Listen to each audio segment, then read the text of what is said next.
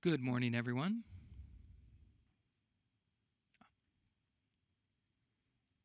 Wonderful. Good morning, everyone. I'm Elizabeth Hill. I'm a co-chair for this Consumer Protection and Accessibility Committee, so welcome. My co-chair is also Logan Colas, and the two of us do really appreciate everyone and want to welcome you here to this committee meeting of the CPAAC at the FCC. I'm going to go ahead and call this meeting to order now. For people who are participating virtually, you will have the opportunity to email questions, and that's at livequestions@fcc.gov.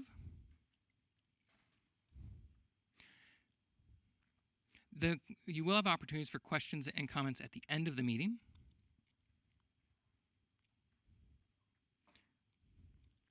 It is now my pleasure to welcome Commissioner Olivia Trustee to share some opening remarks. Welcome, Commissioner Trustee. Thank you for being here. Thank you so much, and good morning to everyone. It's a pleasure to be here and to once again express my appreciation for this committee's work. The Commission has an important job to do in protecting consumers from harms like illegal robocalls, and this committee's efforts are so important to that role. So thank you for your valuable contributions, and I look forward to hearing what more the FCC can learn from your insights and experiences. Thank you so much.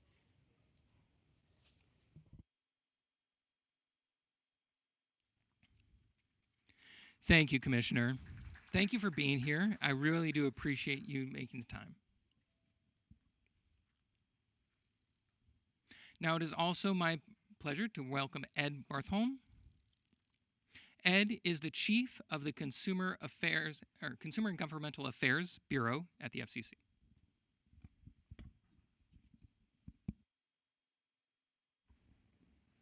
Thank you, Elizabeth. Welcome to the Consumer Protection and Accessibility Advisory Committee, or the CPAAC. My name is Edward Bartholomew, and I am the Chief of the Consumer and Governmental Affairs Bureau here at the Commission. Today marks the second meeting of the current term of the CPAAC, and I know you've been diligently meeting over the past months in your working groups focused on advancing accessible communications technologies and protecting consumers through robocall mitigation efforts. Advisory committees play a vital role in leveraging outside expertise and input for the Commission on these important issues, and I thank you for your time, effort, and commitment, as well as your willingness to share the unique perspectives each of your organizations brings to your work. Next week is National Consumer Protection Week, and your work focuses on two of the Commission's key consumer protection priorities: fighting illegal robocalls and ensuring that communication services are accessible. Today, you'll hear from speakers throughout the Commission that will share updates on our work to stop illegal robocalls at every stage of the call path and our efforts to support consumer protection and accessibility issues through our work. On the robocall front, we are taking strong enforcement actions, pursuing policies that will disrupt foreign scam traffic, and looking at ways to ensure bad actors can't access numbering resources. And when your phone does ring, you shouldn't have to guess if the call is one that you want to answer. Last October, we adopted a notice of proposed rulemaking that seeks to empower consumers by giving them accurate information about the calls that do reach their devices. Since your last meeting, we've kicked off a holistic first principles review of telecommunications relay service with a focus on ensuring they remain effective, accessible, and sustainable.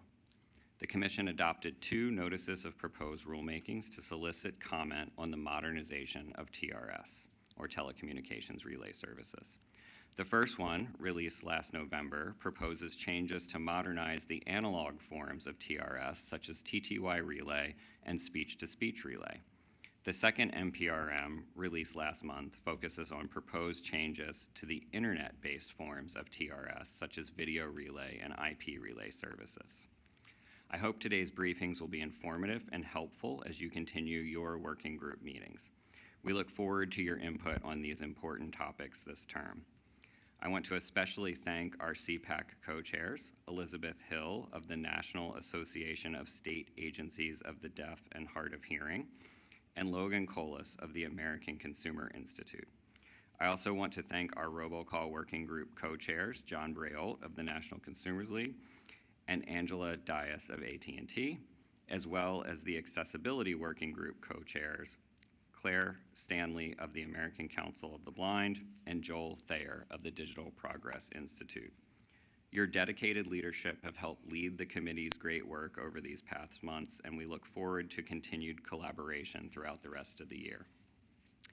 Finally, I also want to thank the full committee for your flexibility and support as we had to adapt today's meeting to be hybrid so that members impacted by the recent snowstorm could participate. Josh and David will share some procedural and accessibility related reminders that will help ensure today's meeting allows all of our members to fully participate. Before handing the meeting back over to Elizabeth, I want to highlight the FCC's upcoming National Consumer Protection Week webinar, which will take place on March 4th, so next week. And you can contact outreach at fcc.gov for additional information about the webinar. I also want to extend my thanks to the multiple commission staff members who have worked to make this meeting possible. Susie Rosen Singleton, Chief of our Disability Rights Office, Kayla Hernandez-Ulloa, Acting Chief of the Consumer Affairs and Outreach Division, our two designated federal officers, David Perez and Josh Mendelson, and two CPAAC liaisons, Molly Bergdorf and David Savaline. My thanks also go to Amy Creasap, the FCC's Section 504 Compliance Officer, the interpreters, captioners, Commission Reading Room staff, and the many other FCC staff who have supported this meeting to make it a success today. And with that, I will pass the mic back to Elizabeth, our co-chair.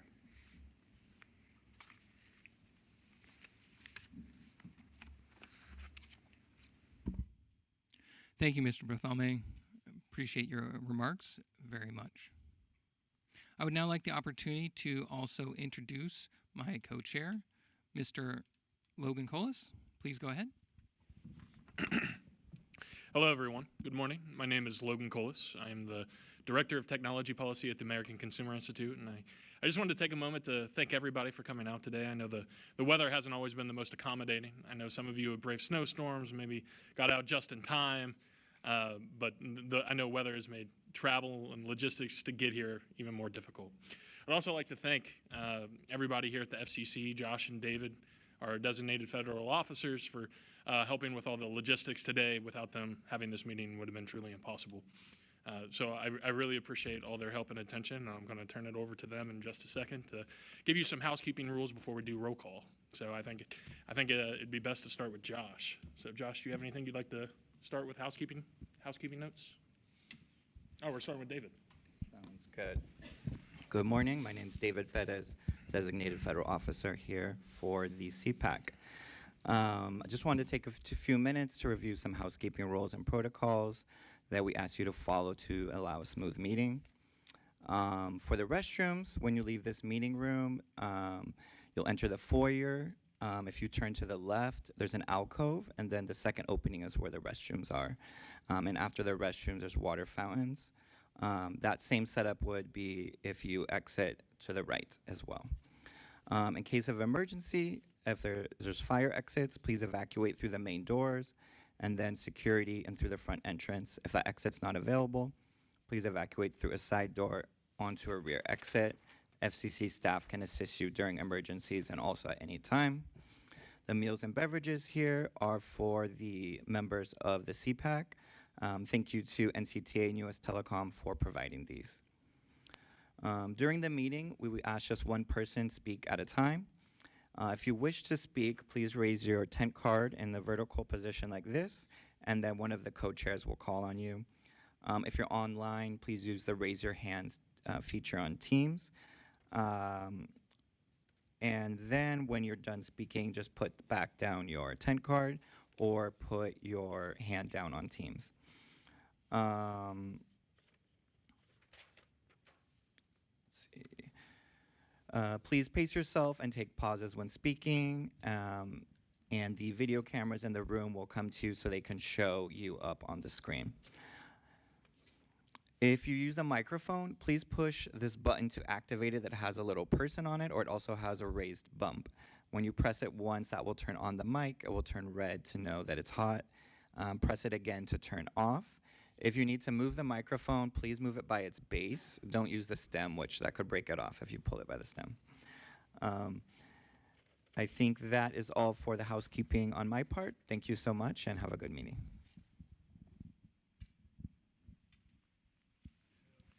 Hello, this is Josh. Hello, this is Josh Mendelson. I am the other designated federal officer, or otherwise known as a DFO, for this committee. And I am really very happy to see all of you here in person or online. Thank you so much for your patience as we navigate and adjust quickly as a result of this snowstorm. You know, at least it isn't snowcrete this time around, so we should consider ourselves lucky. This meeting is open to the public and is also being live streamed on fcc.gov/live. It is also available on FCC's YouTube page. Public participation is welcome, and we will have an open mic toward the end of today's meeting for members of the public to ask questions or make comments. We also accept questions via email at livequestions@fcc.gov. Thank you once again, and I'm looking forward to a smooth meeting. Now I will turn it back to Logan. David Perez, Josh Mendelson, I appreciate everything. Thank you again for all the logistics that you guys have put into making today possible, and thank you again to everyone being here. With that, I guess we'll go ahead and we'll start roll call. I'll start with myself. So when each of you is acknowledged, all of that I ask is as we go, we're going to go around the room to my left. Just state your name and the organization that you are with. So for me, my name is Logan Colas. I am the Director of Technology Policy at the American Consumer Institute. David Perez, Consumer Affairs and Outreach Division at the FCC. Kayla Hernandez Ulloa, Acting Chief, Consumer Affairs and Outreach Division at the FCC. Claire Stanley with the American Council of the Blind. Angela Days with AT&T. John Breaux with the National Consumers League. Coralette Hannon with AARP. Christian Segura with CTIA. Jonathan Mark with Google. It helps to turn it on. Good morning, Scott Davert, Helen Keller National Center. Josh Paila, National Association of Broadcasters. Tina Metzer, National Center for Resource Development and Rural Rise. Patrick Crotty, National Consumer Law Center. Debbie Berlin, Project Goal, the project to get older adults online. Christopher Brightmeyer, Rural Community College Alliance. Carl Gerner, T-Mobile.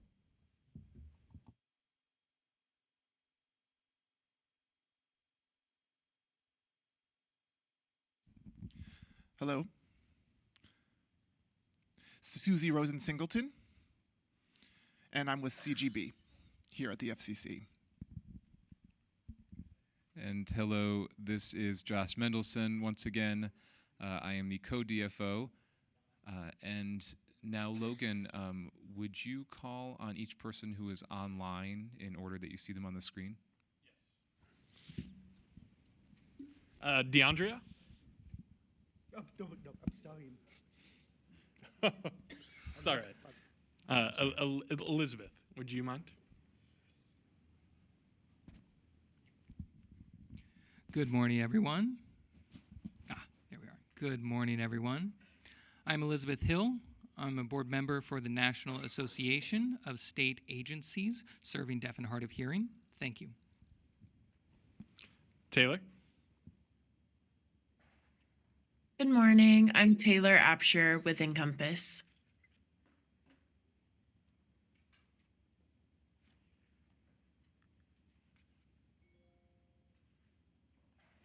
Maitreya? And my apologies. Hi if I- everyone, Maitreya Shah.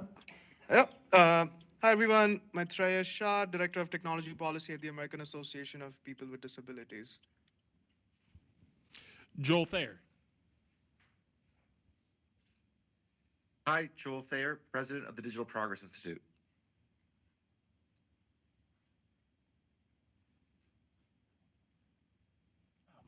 Oh, I'm sorry, Megan. I didn't see you come in here. We're just in the middle of roll call, so if you don't mind, all we're doing is we're stating our names for roll call and then saying the organization that we are with. Thank you very much. Megan Ann Stahl, representing Apple. Thank you. Zaina, I'd like to just acknowledge you as well. We're doing roll call, so if you don't mind stating your name and the organization that you're with. Over here.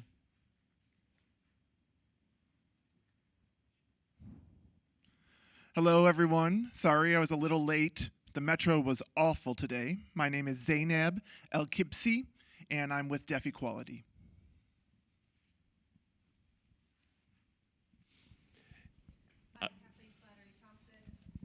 Kathleen Slattery Thompson, and I'm with US Telecom. And this is Ian Dillner with Verizon. The name tag says Zach Bastian. He'll join us in a few moments.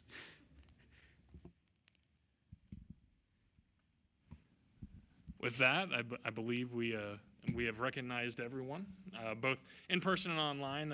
Again, thank you for everybody for coming in person. More online. Completely understand any travel delays that you may have had that would have made it difficult to get in today. I know there's been a lot of snow on the ground and a lot of people have traveled in from across states, and I can't tell you how much that I personally appreciate you coming in and making an effort to make all of this work possible. So all of that is very much appreciated. So at this time, I'm going to go ahead and start and turn to our next session of the program, which is going to be on FCC robocall mitigation enforcement actions. Give us some time to go over some of the updates. At this point, I'd like to call on Alex Hobbs, Attorney Advisor, Telecommunications Consumer Division, Enforcement Bureau, FCC, to give some updates on recent robocall mitigation enforcement actions. Alex. Thank you. Good morning, everyone. The Enforcement Bureau has been actively working to combat threats to American consumers by taking action to stop the flow of illegal robocalls. Our most recent actions have been in the form of cease and desist letters to troublesome providers to stop the origination of illegal calls, robocall mitigation database enforcement to enhance the efficacy of stir-shaken and robocall mitigation, and a recent enforcement advisory directed to mobile virtual network operators to enhance the accuracy of the traceback process. First, the FCC's cease and desist letters. Generally, the FCC uses CDLs to notify potential bad actors that they are apparently originating illegal robocalls and directs them to take action to investigate and stop transmitting illegal calls. If a provider fails to take corrective action after receiving a CDL, it can result in permissive or mandatory call blocking or removal from the robocall mitigation database. Following the release of a cease and desist letter, the Commission can issue an initial determination order, followed by a final determination order. A final determination order requires all immediate downstream providers of the notified company to block that company's calls. Now, the Commission has recently issued 2 CDLs. The first was to a company called Bellthrough on September 10th, 2025. The Enforcement Bureau issued the CDL to Bellthrough for apparently originating internet service provider impersonation calls. Bellthrough was identified as the originator or point of entry to the U.S. network on numerous of these ISP impersonation calls. These calls pretended to be from Spectrum, Comcast Xfinity, DirecTV, and AT&T. They purported to offer a discount to the recipient on their cable bill. Recipients were instructed to prepay their bill with Target gift cards to receive the benefit. Some complainants reported that they did not realize that they had been defrauded until after they had paid the scammers, and they were ordered to pay anywhere from between $700 to $1,400. In total, UMail estimated that there were about 97 million of these ISP impersonation calls made in 2024. The Enforcement Bureau followed up its CDL to Bell-Through recently on February 19th by issuing an initial determination order that gave Bell-Through 14 days to investigate and block the illegal traffic and prepare a report to the Commission. If Bell-Through fails to do so, it will be removed from the Robocall mitigation database, and all of its immediate downstream providers will be required to block its traffic in 30 days. The FCC followed up that CDL on December 2nd, 2025, with the CDL to a company called SK Telco for apparently originating illegal robocalls purporting to be from Walmart. These calls claim to be from either, quote, Mary or Kimberly, both from Walmart, and claiming to be alerting the call recipient to an order placed through their Walmart account. Specifically, all of the calls stated that a pre-authorized order of $919.45, very specific, was placed for a PlayStation 5 and instructed the recipient to press 1 to cancel the order or to speak with a customer service representative.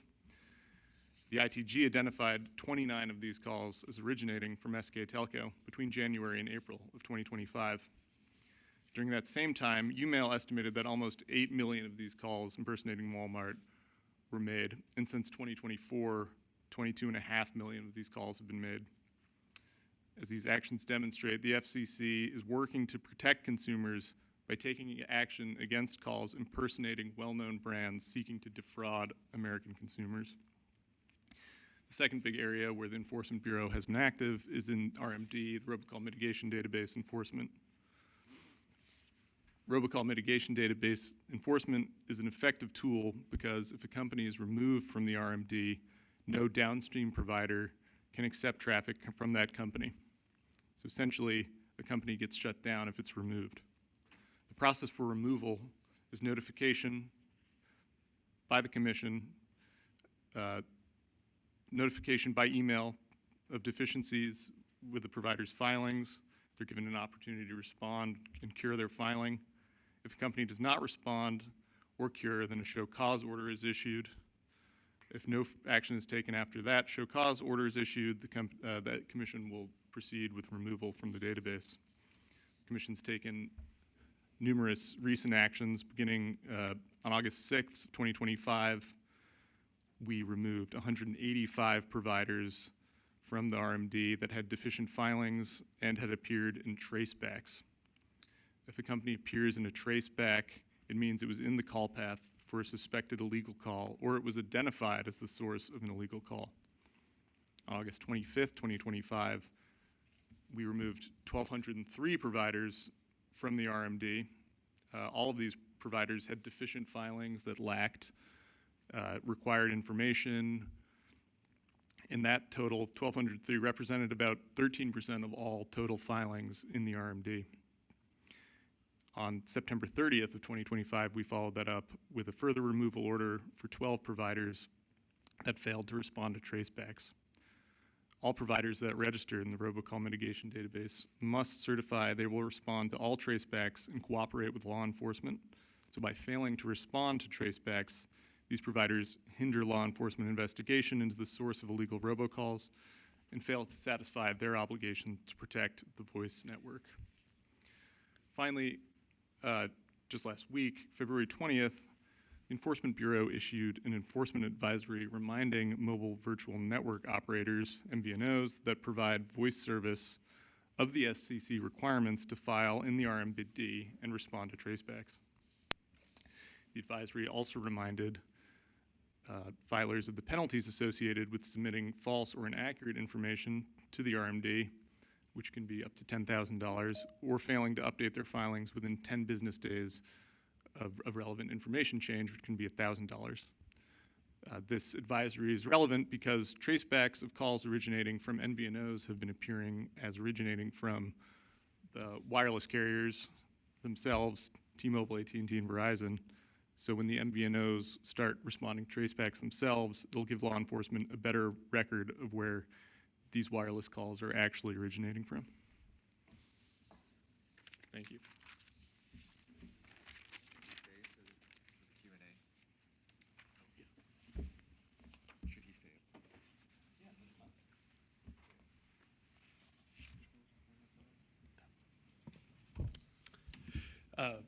Alex, thank you so much for the updates on the enforcement actions that the FCC is pursuing here on AI robocall mitigation.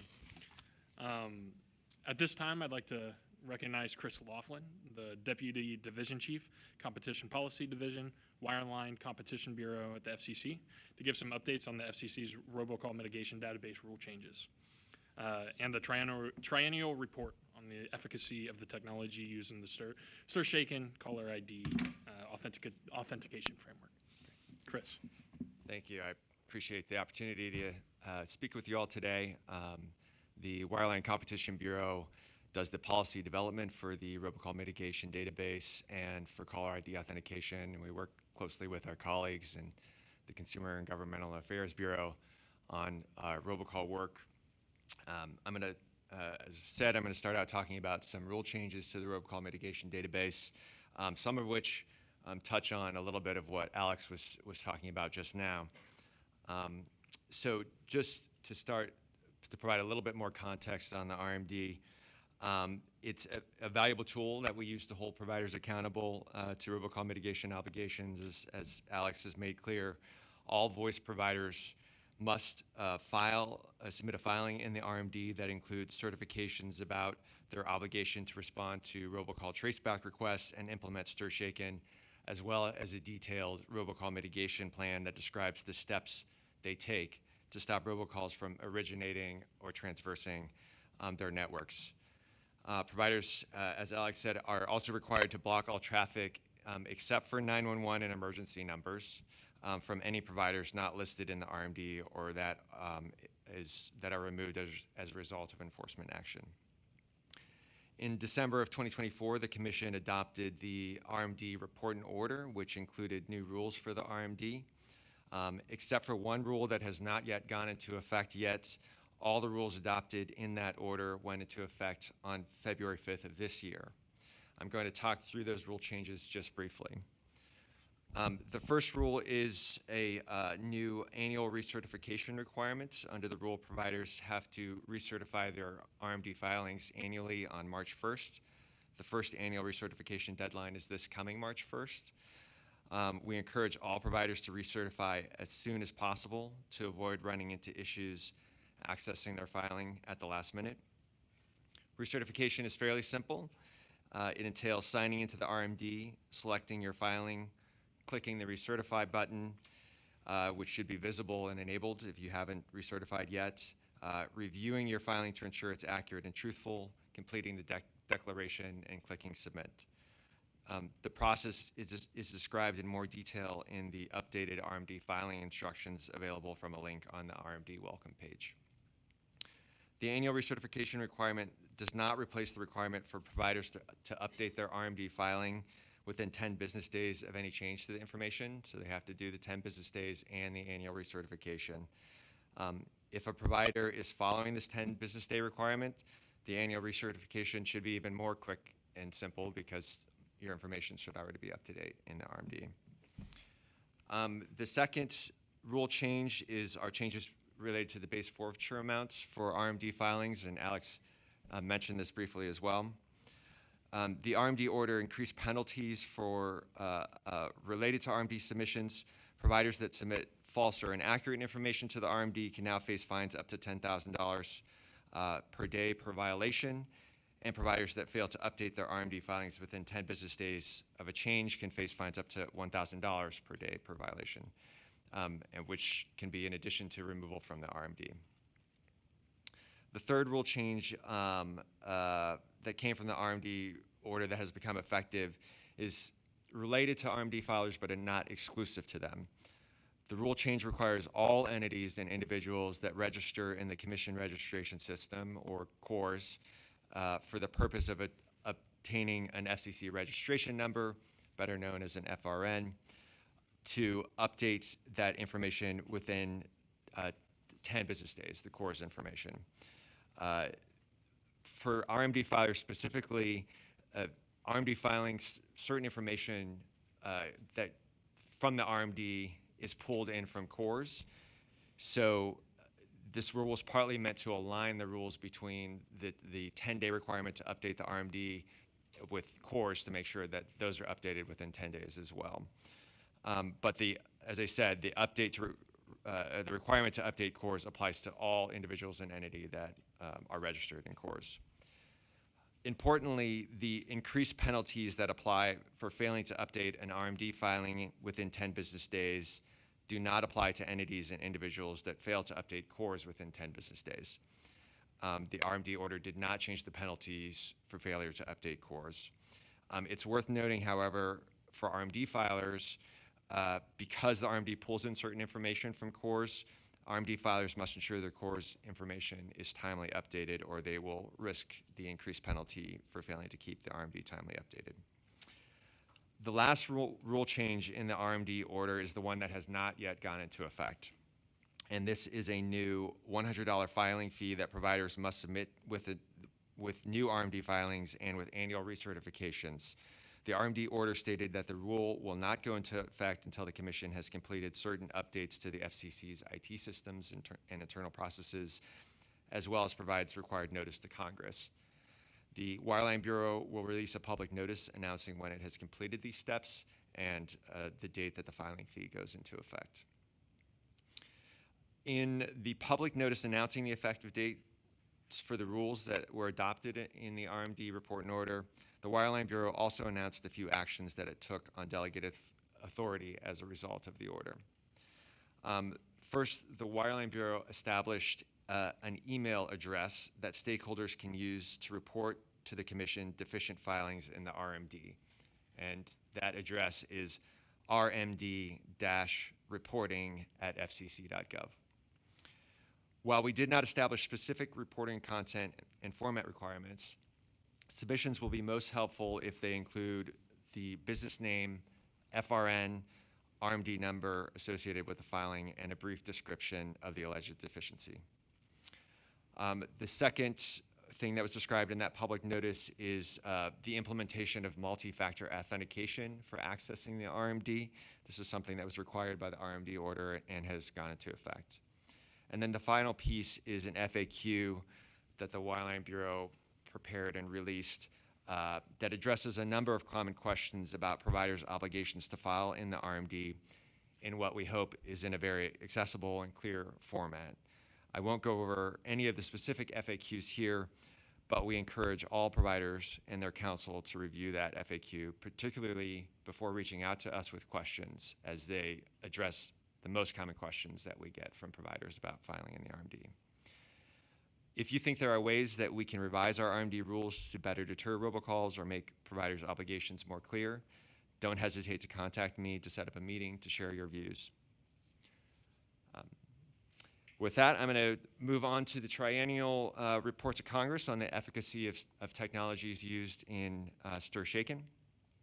So the TRACED Act requires the Commission to assess every 3 years the efficacy of technologies used in caller ID authentication and submit a report to Congress on its findings. The only caller ID authentication framework providers are required to use today is STIR/SHAKEN, so that's the one framework that we assess. As many of you know, STIR/SHAKEN is a set of technical standards and protocols designed to combat number spoofing. It does so by enabling providers to verify that a caller's number matches the caller ID information transmitted with a call. STIR/SHAKEN also serves as a foundation for other tools used to combat robocalls.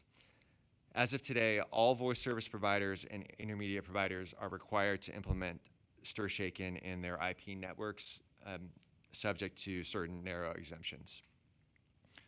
The Wireline Bureau completed and submitted its second triennial report on STIR/SHAKEN this past December, finding that when the technical standards and protocols that comprise the STIR/SHAKEN framework are correctly applied, the technology used in the framework effectively authenticates caller ID information for the purpose of identifying spoofing.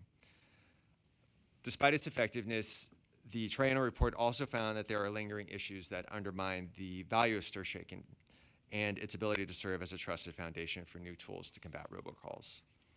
And I'm going to just cover a few of these really quickly. First, we've heard concerns that STIR/SHAKEN has not been implemented consistently and correctly by all providers. The most significant concern being that providers are not applying the correct attestation level based on the requirements of the framework when they authenticate calls. This is important because the attestations signify the level of trust that a phone number is not spoofed.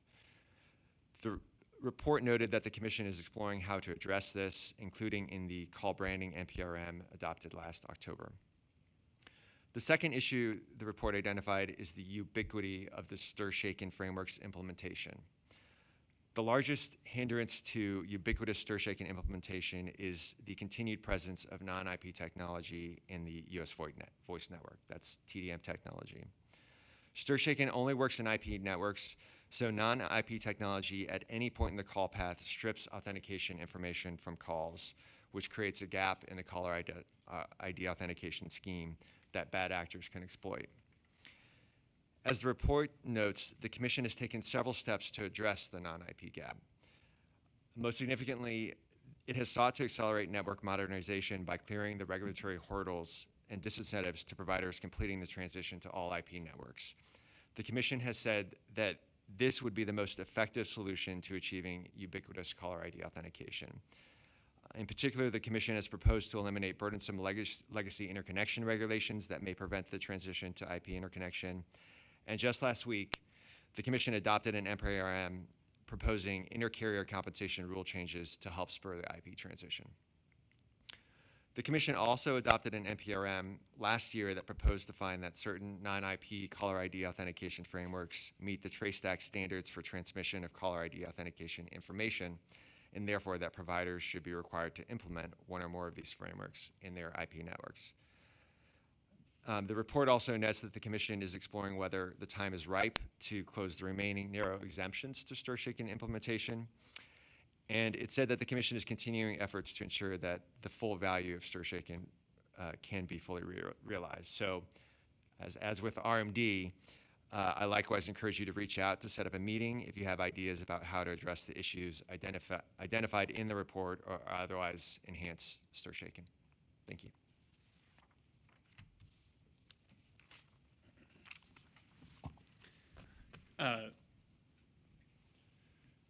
Alex, Chris, thank you so much for the updates that you guys have provided today.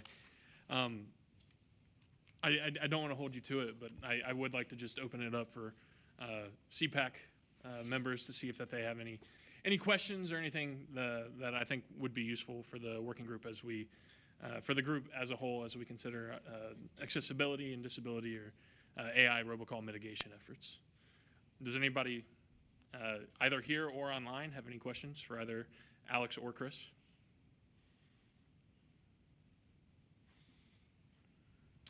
I think, oh, please. John, was that you? Yes. Please, John. Chris, thank you for the presentation. I heard you say, this is John Brayo from the National Consumers League. I heard you say that the biggest impediment to fully reliable attestation is the continued presence of non-IP architecture in the network. And then you provided a number of other initiatives that the Commission is undertaking to try and accelerate that transition to an all-IP infrastructure. Does the Commission have a timeline or any kind of overarching goal in terms of when you would like to complete all these various proceedings that get us to the eventual end goal, which is the ability to do 100% or near 100% reliable attestation? It's a good question. I can't speak to the specific timing in active proceedings, and I don't personally work on the IP transition proceedings. I believe the NPRM for the IP interconnection proceeding proposed sometime in 2028 for the IP transition. Obviously, you know, we've received comments on that, and that's going to be taken into consideration. And then, of course, the caller ID, the non-IP caller ID authentication, NPRM, I think also proposed a couple-year timeline from the time that the rules were adopted. But again, we have not, you know, we're sort of working through all of those issues now, and I can, you know, certainly say that we're considering both of those pieces together. May I just drill down that a little bit? Please. Is there I guess to put it a different way, is there sort of, is it appropriate to say that in 4 years, in 5 years, in less, it's the FCC's goal to get to an all IP infrastructure? I can't answer that question. I know it's a priority for the commission, as demonstrated by the work that it has done on IP transition. So you know, I think right now it's sort of clearing the regulatory hurdles that implement, you know, sort of get in the way of the IP transition. And I know there are several challenging issues to work through. Alex and Chris, thank you again for all the updates that you're sharing today. I have a question, just representing the American Consumer Institute and also co-chairing. My question is, what do you, of all these updates that you shared today, what do you think would be most impactful for consumers, especially those with disabilities or those that rely on relay services? What particularly of these adjustments do you think is most impactful on the consumer side? Do you want me to start? Well, I think for all consumers, and including individuals with disabilities, we want to make sure that there aren't robocalls on the voice network. This is, you know, a massive issue for consumers. It causes a lot of, you know, financial loss for consumers and confusion. It undermines trust in the voice network and the communications network, and so everything that we're doing here, that we're working on, the enforcement actions, I'll Alex speak to that if he wants to a little bit more, is to restore trust in the communications network and get those bad actors out of the communications network so that consumers are not being harmed. Thank you. Does any other? Oh, please, Susie. This is Susie Rosen Singleton, and I just wanted to add that we also have an open proceeding going on about relay service and robocalls. So that would be a good opportunity for all of you to be able to file your comments and concerns that you may have about the relay service. Since that question was specifically about consumers, we do have an open proceeding on that topic currently. Thank you. No, thank you for highlighting that. And Alex and Chris, I very much appreciate you guys taking the time today. I'm going to give one last opportunity to any other CPAAC members, either here in person or virtually, to ask any other questions or clarifying comments that they may have, while also making sure that we acknowledge that there are opportunities and ongoing proceedings for organizations to be able to weigh in on the best ways to mitigate AI robocall harms and also ensure that it has the most profound impact for those with disabilities. Anybody else have any questions, either present or virtual?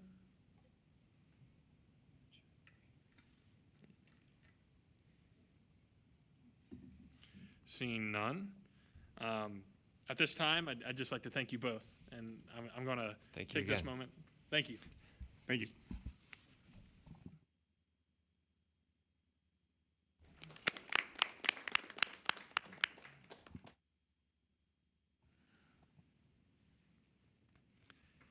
At this time, I'm going to go ahead.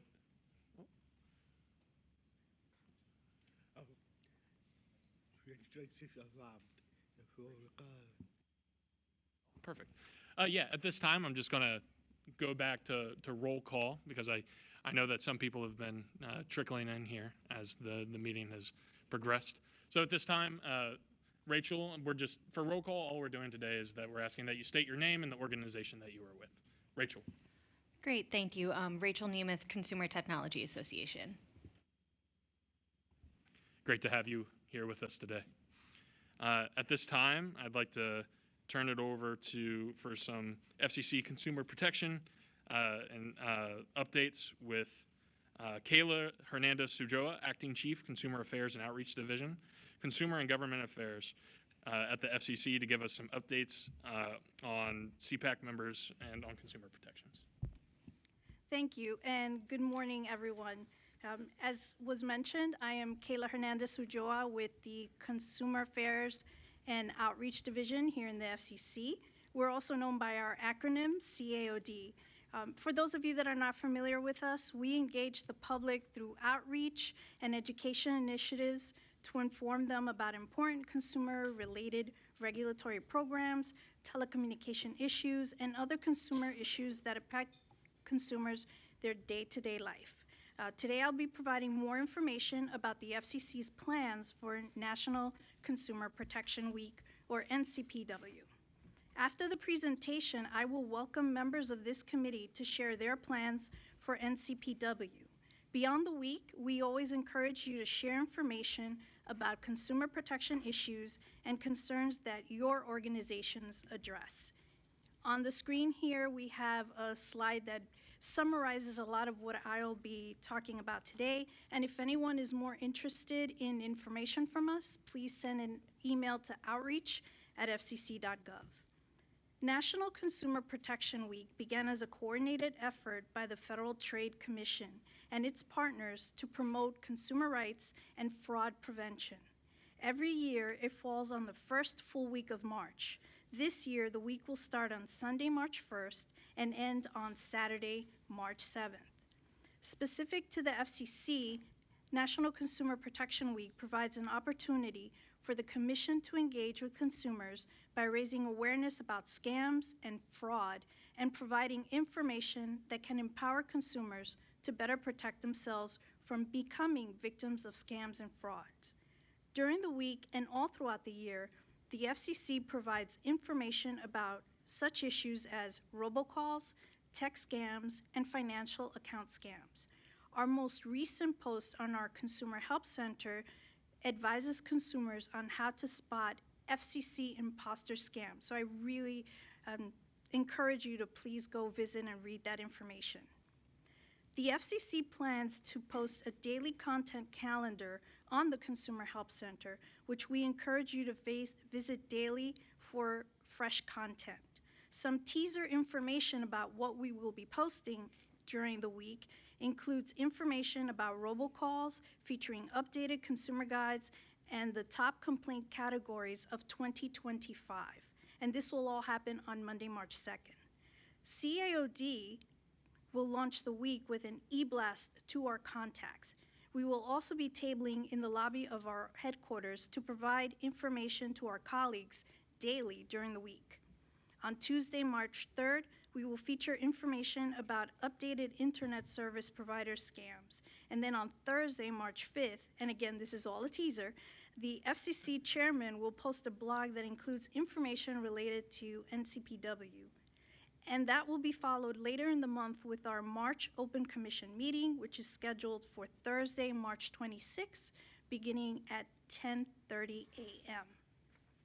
For those of you who commute via Union Station here in Washington, D.C., you will find CAOD staff providing information via our tip cards and consumer guides on a variety of consumer-facing topics, including robocalls, scams, accessibility, and filing a complaint. And this will happen on March 2nd and 3rd from 8 a.m. to 12 p.m. Eastern Time each day. Here in the room, for those of you that are in the commission meeting room, we do have samples of some of our tip cards and consumer guides, and I encourage you to go to our table and pick up some to distribute in your community. CAOD will host also a webinar, and Ed Bartolome, who spoke earlier, the Chief of Consumer and Governmental Affairs Bureau, kind of shared some information. I will also emphasize that this will happen on March 4th from 2 p.m. to 3 p.m. Eastern Time. Again, anyone interested in information about the webinar, send an email to outreach@fcc.gov. Next slide, please. Thank you. Some of the topics that will be discussed during the webinar include robocall scams, unlocking your cell phone, and N11 numbers, which are the 3-digit abbreviated dialing codes. Again, if you're interested in receiving information, please send an email to outreach@fcc.gov. We will conclude the week with the launch of our Fridays at the Library program. This is a monthly outreach partnership that is starting on March 6th at various libraries within the DMV, where staff will be available to distribute materials and answer questions about consumer protection issues such as robocalls and scams.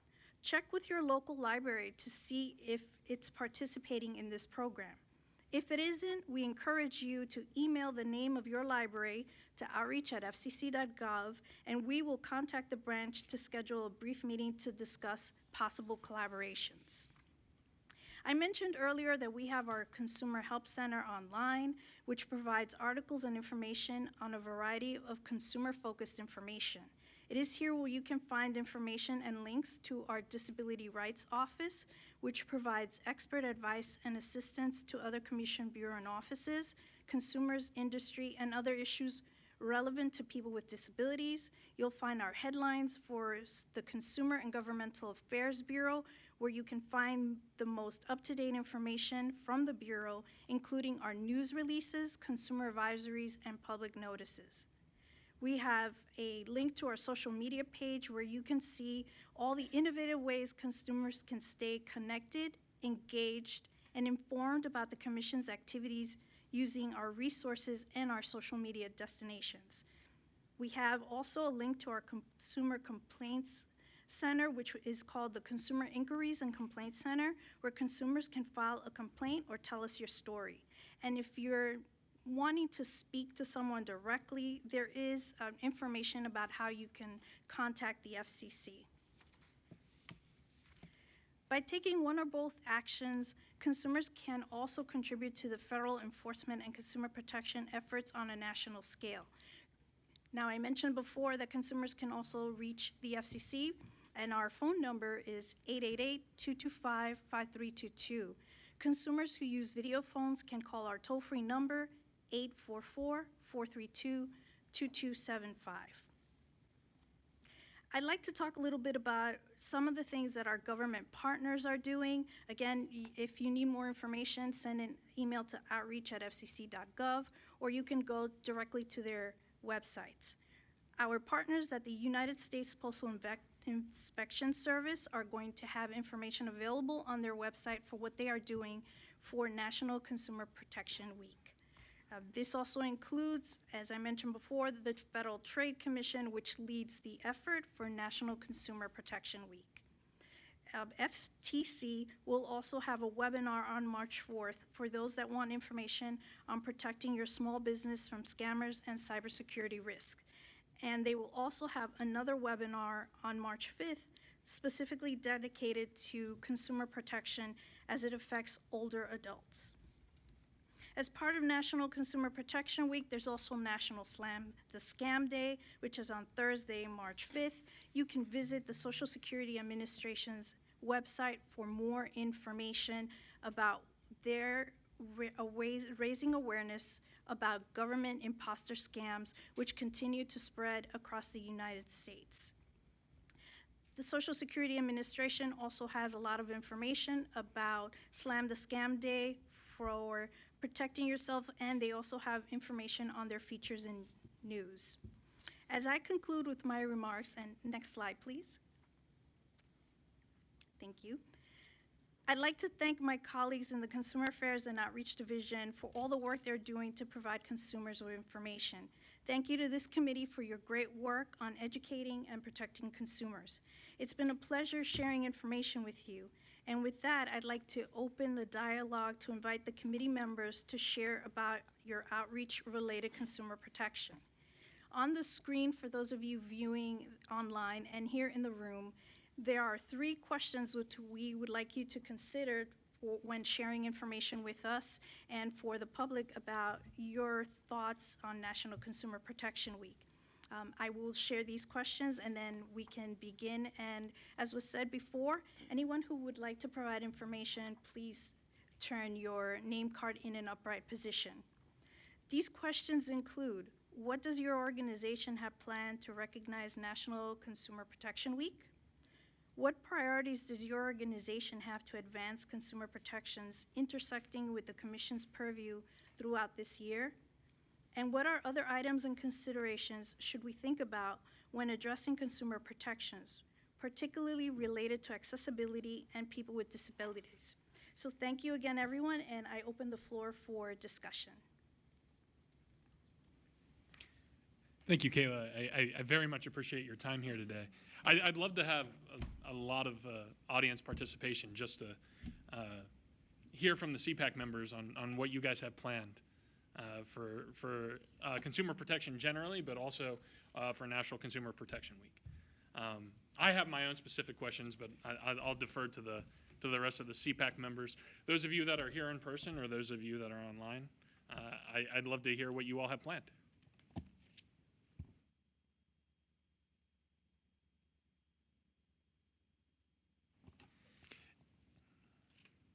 Debbie, I'll go ahead and start with you. Yes, Debbie Berlin with Project Goal. I was hoping others would jump in, but I'm happy to start the discussion. I have questions and want a good discussion about everything. Thank you so much, Kayla. I mean, that was a wonderful review, a lot of activity by the FCC. I'm looking forward to the webinar and the other information from other agencies. There's a lot going on. I'll discuss Project Goal in a minute, but you know, my question for everyone here, there is a lot going on from the FCC, the FTC, you mentioned Social Security Administration. So many organizations I know in this room and other groups are doing a great deal to discuss scams, and Project Goal, I will be drafting and publishing an op-ed about scams in older adults. So we're all doing our part. It seems like almost a lot of tentacles of working in different directions, and I just wonder how we can all coordinate a little bit better, because there is so much that is going on, and how do we help coordinate our message, because it's such an important issue for consumers. So, you know, I love the energy behind this, and obviously it's 1 week a year, but I know so many people are doing this every single day, and the FCC is as well with outreach activities. So, you know, that's a question for everyone here. How can we best work together? Kayla? Thank you so much for that and for your kind words. So I'll begin by saying FCC, but always amongst yourselves, you probably have a lot of great ideas. I will say, I will start with Federal Trade Commission, if you're not aware of, and we partner with them, has this link, and I can share it with Logan to share with everyone else afterwards, where specific to National Consumer Protection Week, floods of information comes in. It's not just the government partners, it's also nonprofits, it's anyone who is hosting activities. That said, with the FCC, we have one-on-one meetings where we can meet and coordinate with any group that's interested in sharing information. And I'm not talking just about National Consumer Protection Week. If there's information you want to share with your community, we can coordinate with that. We can make it even multiple group meetings, which we have had. That's how our partnership with the libraries came about. And not to take too much time from this meeting, but always, you can contact us at outreach@fcc.gov, where we can schedule these meetings. We also encourage people that perhaps if you don't want to have a meeting because of whatever lack of time, we do have a print program which we can also share our materials. They're free to ask of us, also at outreach@fcc.gov. So a lot of that are our tip cards. I mentioned that there's some in the room, consumer guides and such. But we're very interested in perhaps coalition building, where if enough people can have time to meet with us, we're more than happy to schedule a meeting and discuss how we can better coordinate. I understand that for a lot of our partners, It may be that distributing materials might be easier than hosting meetings. For some, it's hosting meetings. And we do make ourselves available. By the way, if you're not familiar with that, if somebody's having a presentation, we're more than happy to join. So I will stop there because I want to give time to everyone else in the room. But definitely thank you for your question. Thank you, Kayla. Corlette, I saw that you put your 10 card down. It's now back up. I just want to make sure you still have a question. Thank you. I put it back up. So I just wanted to, so I'm here and I represent our Government Affairs Department at AARP. We have a separate team whose full-time job is engaging in consumer protection type of outreach and education, and it's the Fraud Watch Network. So that's a group that I would be very interested in connecting you with, Kayla, because they, again, it's their full-time job to promote awareness and education about scams and other consumer protection issues. For instance, they just did a romance scam education effort around Valentine's Day. So they tend to schedule and promote things maybe around certain times of the year that link to maybe holidays or specific type of events that lend themselves to scams and things. So I would like to put you or them in contact because I think there's opportunities to collaborate there. Thank you for that. Thanks, Kayla and Corlette. I have a question. I guess my question that I have is we have a very wide set of representation here on the CPAAC. I guess my question is, are there other groups or other demographics or other class of demographics of people that we should be reaching in different ways to try and loop into this conversation that we haven't been engaging thoroughly? Thank you for that question too. So we believe that we cover a lot of different demographics, but I appreciate when someone approaches consumer affairs and outreach with a group that perhaps we might not even be aware of. So I will give an example. We would like to reach out more and provide more information to rural communities because we have a good network, but that network can always expand. For older adults, definitely the same.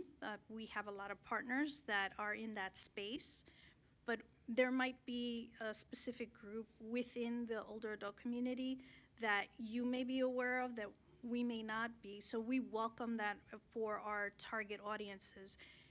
Working with K through 12 is something that we also want to expand on. So someone might ask us, well, why K through 12? Those are children, but nowadays we find that any child that has a phone would benefit for having a Robocall's tip card, just to remind them what not to do or what to do if they find that a call is suspicious. And if it's really, we talk about children, but it's really for the parents of those children also.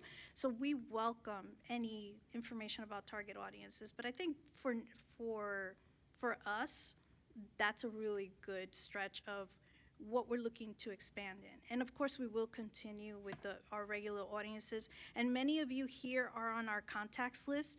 So we appreciate when our partners receive our information and share it with their communities. You know your communities much better than we do, and you know what type of information that they may need. So we appreciate that partnership also. And again, you're going to hear me repeat this a lot, but please send an email to outreach@fcc.gov with information, and then we will proceed to have a one-on-one meeting to better assess what needs your community has. Thanks, Kayla. I do have one quick follow-up before I toss it over to other members of the CPAAC to engage in follow-up questions, and that's that I'll start with a preface. I think targeting kids and making sure that they're safe and featured in AI robocall mitigation is very worthwhile. But I also think it's very interesting because in many ways, kids are more technologically adept than their parents, right? But they also don't, oftentimes they haven't seen the exposure of the world in a way that I think it exposes them in a unique way to potentially harmful and nefarious content. So is there anything that the FCC is considering on how to balance the fact that kids are very technologically adept, sometimes even more so than their parents, but their parents are the ones that are in the position to protect them? Another really good question, so thank you for that. We have done a lot of work with PTAs, and we continue to invite PTAs to receive our information, and that's a really good question. So we are still trying to figure out the best way, because of course within the K through 12 community you have, the very early 5th graders on down. Perhaps for them it's more about working with the PTAs than actually giving children the information. Middle schoolers and high schoolers, we definitely have more of grasp of information and what to give them, and that means that we also work not only with PTAs, but we work directly with schools and principals and people in the guidance counselor's office to provide this type of information. We are still working on how to develop a program for that resonates, as most schools handle things very differently. So that is something that we would welcome anyone's input, especially everyone here, on how we can improve the way that we share that information. I do want to say that we are starting to look at creating some booklets that are targeted age groups. We have on our website, fcc.gov/outreach, several booklets. They are aimed at the younger groups, so mostly, let's say, 3rd through 6th graders.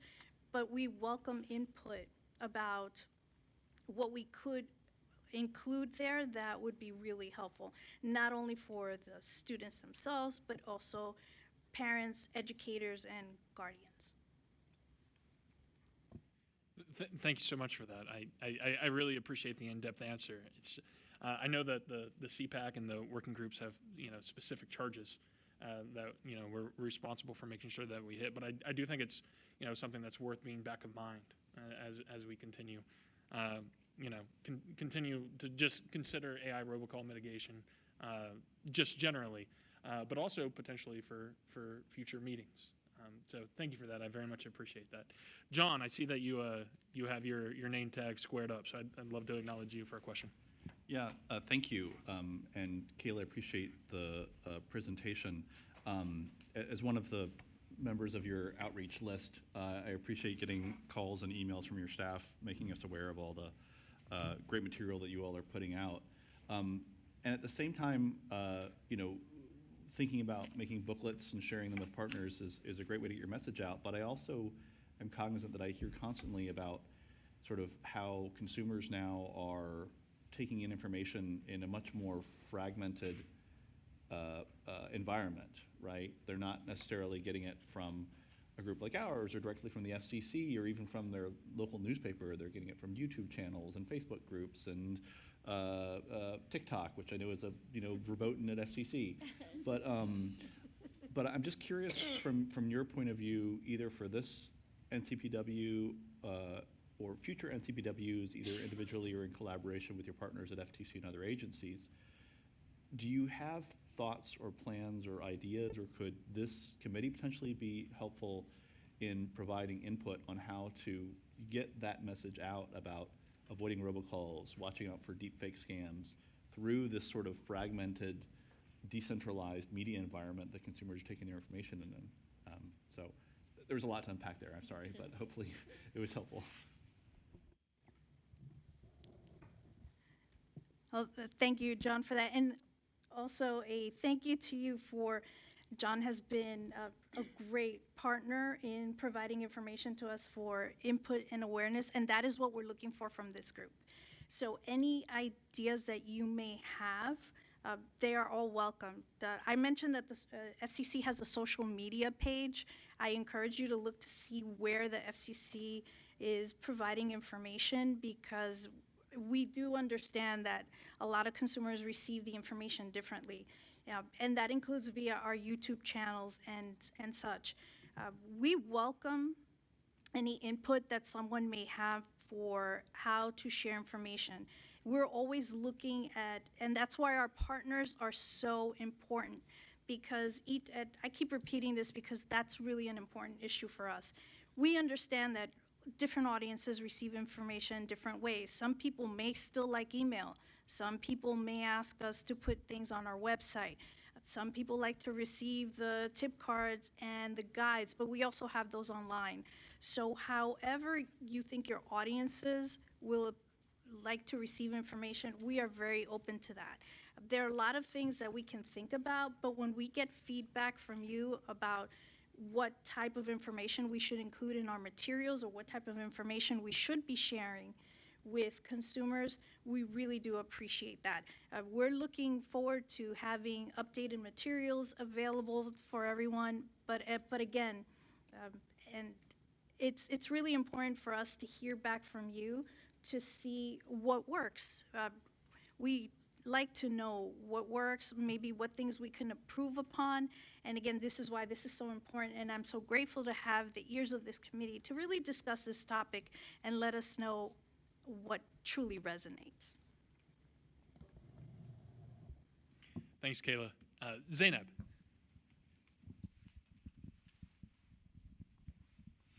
This is Zainab here from Deaf Equality.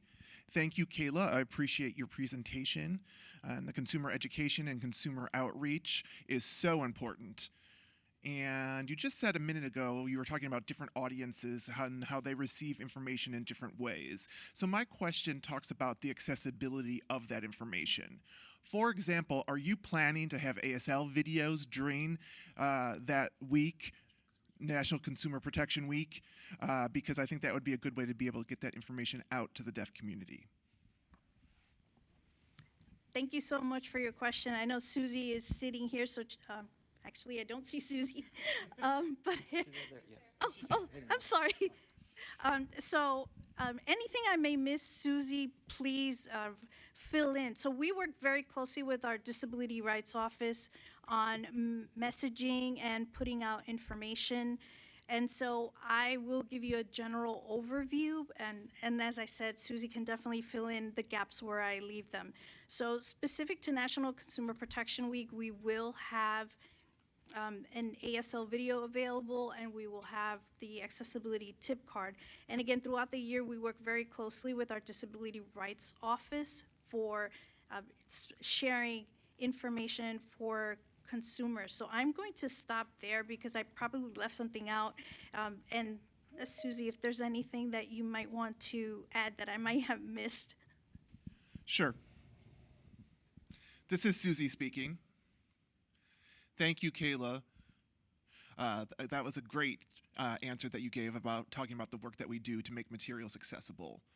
So we try to make videos that are evergreen about complicated topics, rule-making, best practices, and so on. So we have a very extensive library online, and it's the ASL Video Library. And we're continuing to add to it, and we always welcome feedback about what might be beneficial. And we are actively working on a new one, so hopefully that will be released soon. But we also have the ASL line, so if people have questions or about material distribution, people can call us directly through that ASL line. For any kind of clarification, or to file a complaint, or to get help with how to file a comment, and so forth. And so we are here for everyone. And we continue to welcome any other feedback about how we can improve as well. So thank you, Zainab, for that question. Thanks, Zainab. Claire. Thank you. This is Claire with ACB. I think Zainab and I were thinking along the same lines. First, I want to say thank you for acknowledging that the multimodal approach is really important. So not just written materials, but video materials. We're all different. And just kind of building off of what Zainab said, making sure that when we do things like TikTok videos, making them captioned, audio described for those of us who are blind, ASL, we talked about written materials, so doing them in plain language for people with intellectual disabilities. I know DRO is amazing and is thinking about these things, but just wanted to highlight again, multimodal is so important, and then thinking about all the different accessibility needs. Thank you. Thanks, Claire. This time I recognize Megan. Thanks. Like others around this table, we at Apple are in a complete cat and mouse game against scammers. This is a continual process, and we're all industry making collective strides, major collective strides in recent years. But as we're identifying and blocking patterns that are associated with spam and scams, we're still seeing bad actors adapt to new patterns of attack. That being said, we at Apple are continuing to offer new tools to users to be able to screen and block unwanted calls and messages. This includes offering tools to report scams to either us or to us and our carrier partners. I wanted to point out with regard to accessibility that we do offer tools like live visual voicemail during call screening, which is accessible to deaf, blind, and deafblind individuals. Speech can be transcribed to visual text and braille. And we have assistive access as well for those with developmental disabilities or dementia that can be configured to only allow calls from known individuals. Like others here, we have a help center that includes easy-to-use instructions to try to help users screen and block scams and spam. That's a really hard phrase to not sputter on. And we also offer information to users about how to identify and avoid scams and what steps to take, including links to government websites to be able to report suspicious activity. So I wanted to highlight some of those efforts and also recognize the various industry folks around the table for the work that we've been doing both within the CPAAC and with some of our organizations to try to advance these efforts. Thank you.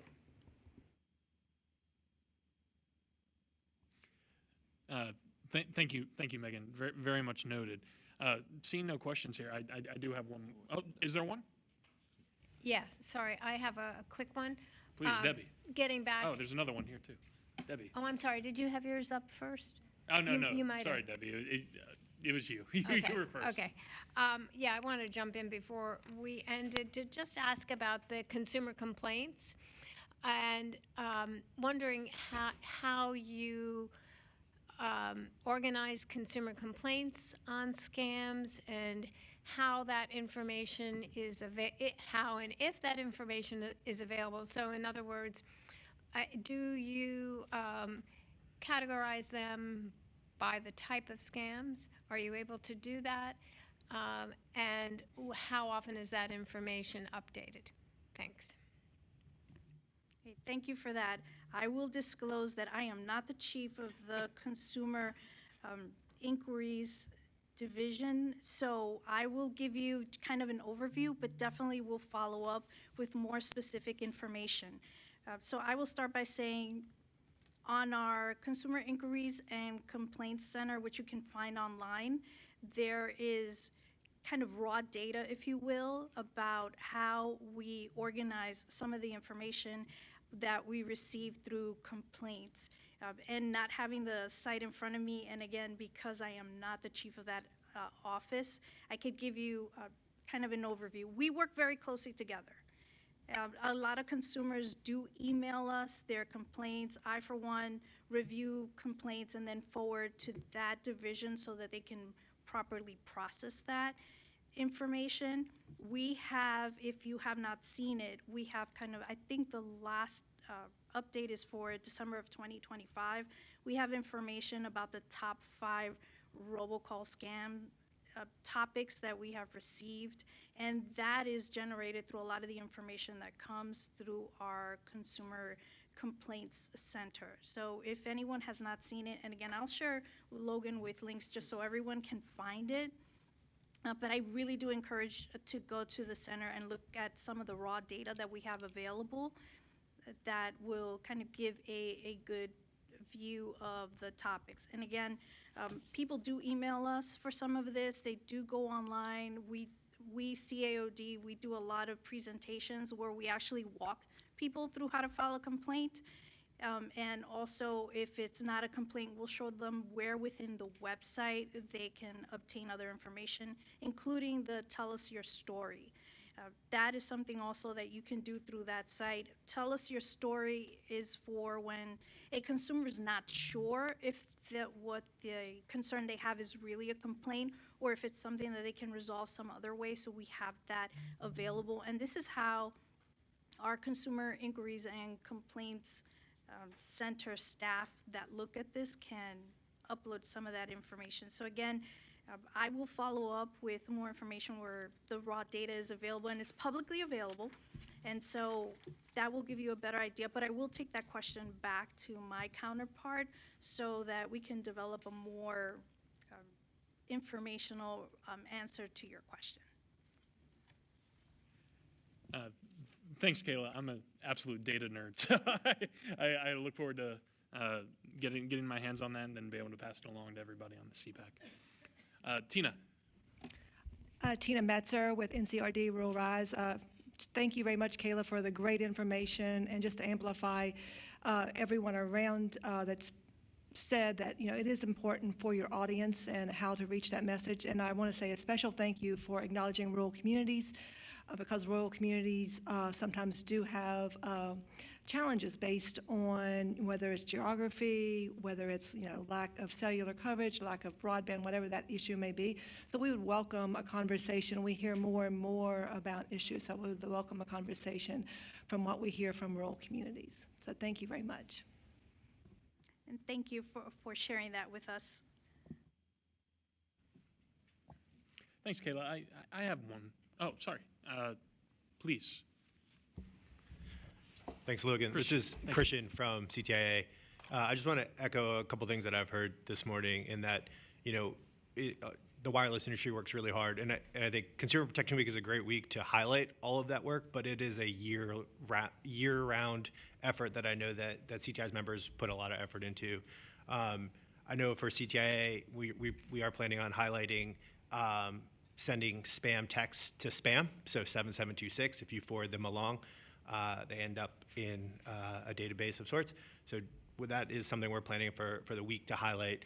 But, you know, I think when we talk about coordination and communication, I know that myself and many around the table meet at people's conferences. I know we hold events. I know CTA holds events. So this dialogue is ongoing throughout the year, and we work really hard to help customers and meet them where they need to be met via multi-modalities or whatnot. And definitely appreciate the educational component to this, because that is very important. I know CTIA has a number of educational materials on its website, mobile parent for those parents who are struggling like myself on how to tell your 12-year-old to put down a screen. You know, we have Access Wireless, which directs to our members' websites for different disabilities. I could go on, but like I said, the effort that goes into meeting the wireless customers where they need to be met is something that consumes all hours of the day. Thank you. And thank you for sharing that. Thank you, Christian. Kayla. I do, seeing no other questions, I do have one more myself, which is, could you just speak a little bit more to, we've heard today a lot from industry about how they're leveraging their new technologies to reach disabled communities, but also how to crack down on AI robocall and help in AI robocall mitigation. I guess my question for you, has the FCC been thinking through other strategies to try and make sure that, I guess, are you learning from what industry is doing when it comes to actual FCC rulemakings or the paths that you guys are considering? And also, are you considering other actions other than taking advice from groups like the CPAAC on how you could make sure that you're keeping up with the pace of technological change? Because I know it's a difficult thing to do when change is so rapid, especially in what I like to call the intelligence era.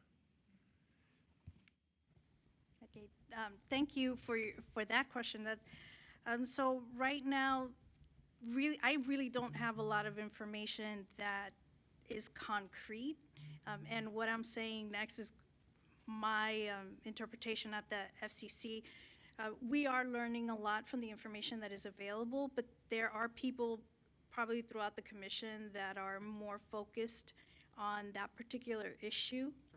So again, that's why I have very little information on that. But that said, information that is widely available from the FCC about what the efforts are specific to AI, I would recommend everyone looking at that. From a consumer perspective, we did have information that we shared about AI robocalls being illegal, and I will share that a link so that everyone, if you haven't seen it, that you can have it available with you for that information going forward.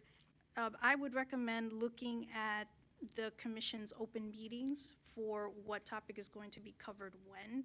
That's really important. Looking at our chairman is always putting out blogs. I mentioned that before. I would recommend also looking at that.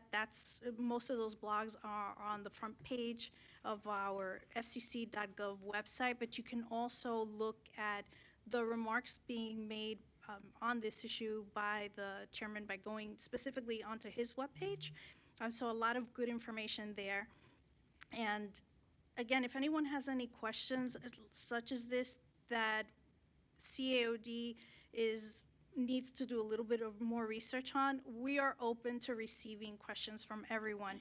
So please outreach at fcc.gov, and if it's not a CAOD question, we will try to find the subject matter expert that we can provide more information from.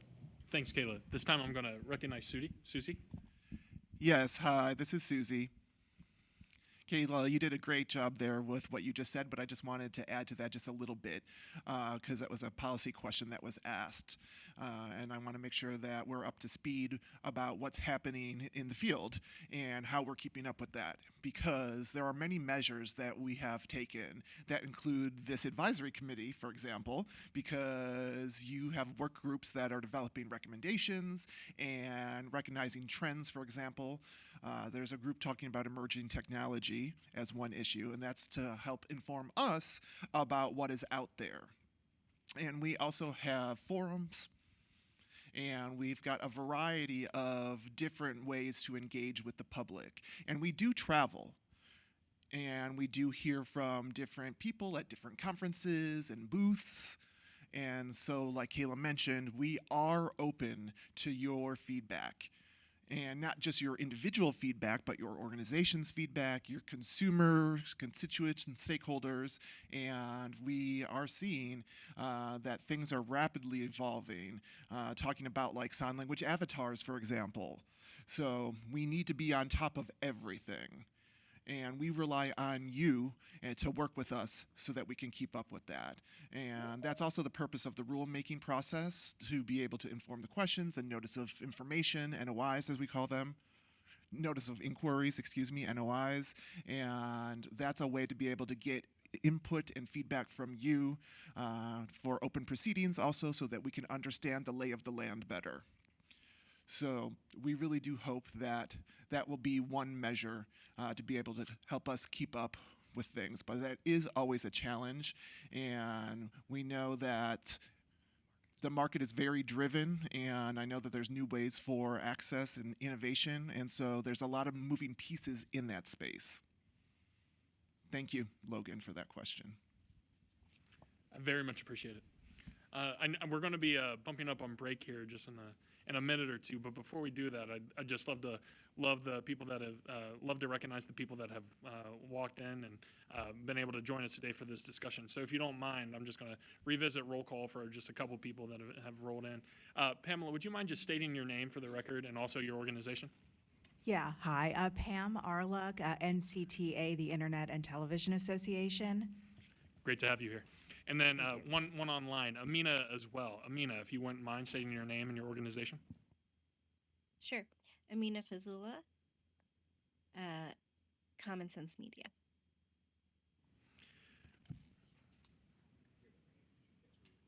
Oh, do you mind repeating that? I think some of our in-person members had trouble hearing the name. Sure. Amina Fazlula, Common Sense Media. It's great to have you, Amina. Well, with that, I'd love to say a special thanks to Kayla and for everybody that spent time asking these questions and for the thoughtful discussions. Thank you, Kayla.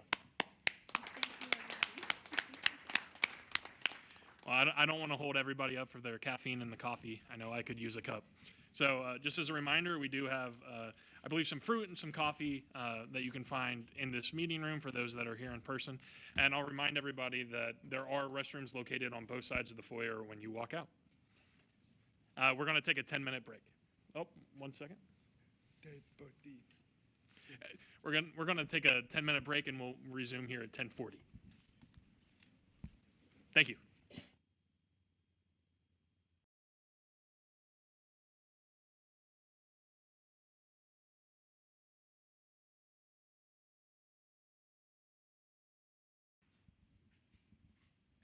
Well, good morning, everyone. I hope you enjoyed your break and had some refreshments, as well as some caffeine, and feel a little bit more energized for the rest of the morning. Before we proceed, as a reminder, I would like to encourage our members of the public that if you do have any questions or comments regarding this morning's session and conversation, please submit your comments to livequestions@fcc.gov. We welcome any questions and comments that you may have. If questions or comments are submitted to livequestions@fcc.gov, we will also take the opportunity at the end of the meeting to address those public comments. Now it is my pleasure and honor to welcome Susie Rosen Singleton. She is the Chief Disability Rights Office, CGB, and she will be providing the FCC accessibility update with us. Thank you and welcome to Susie.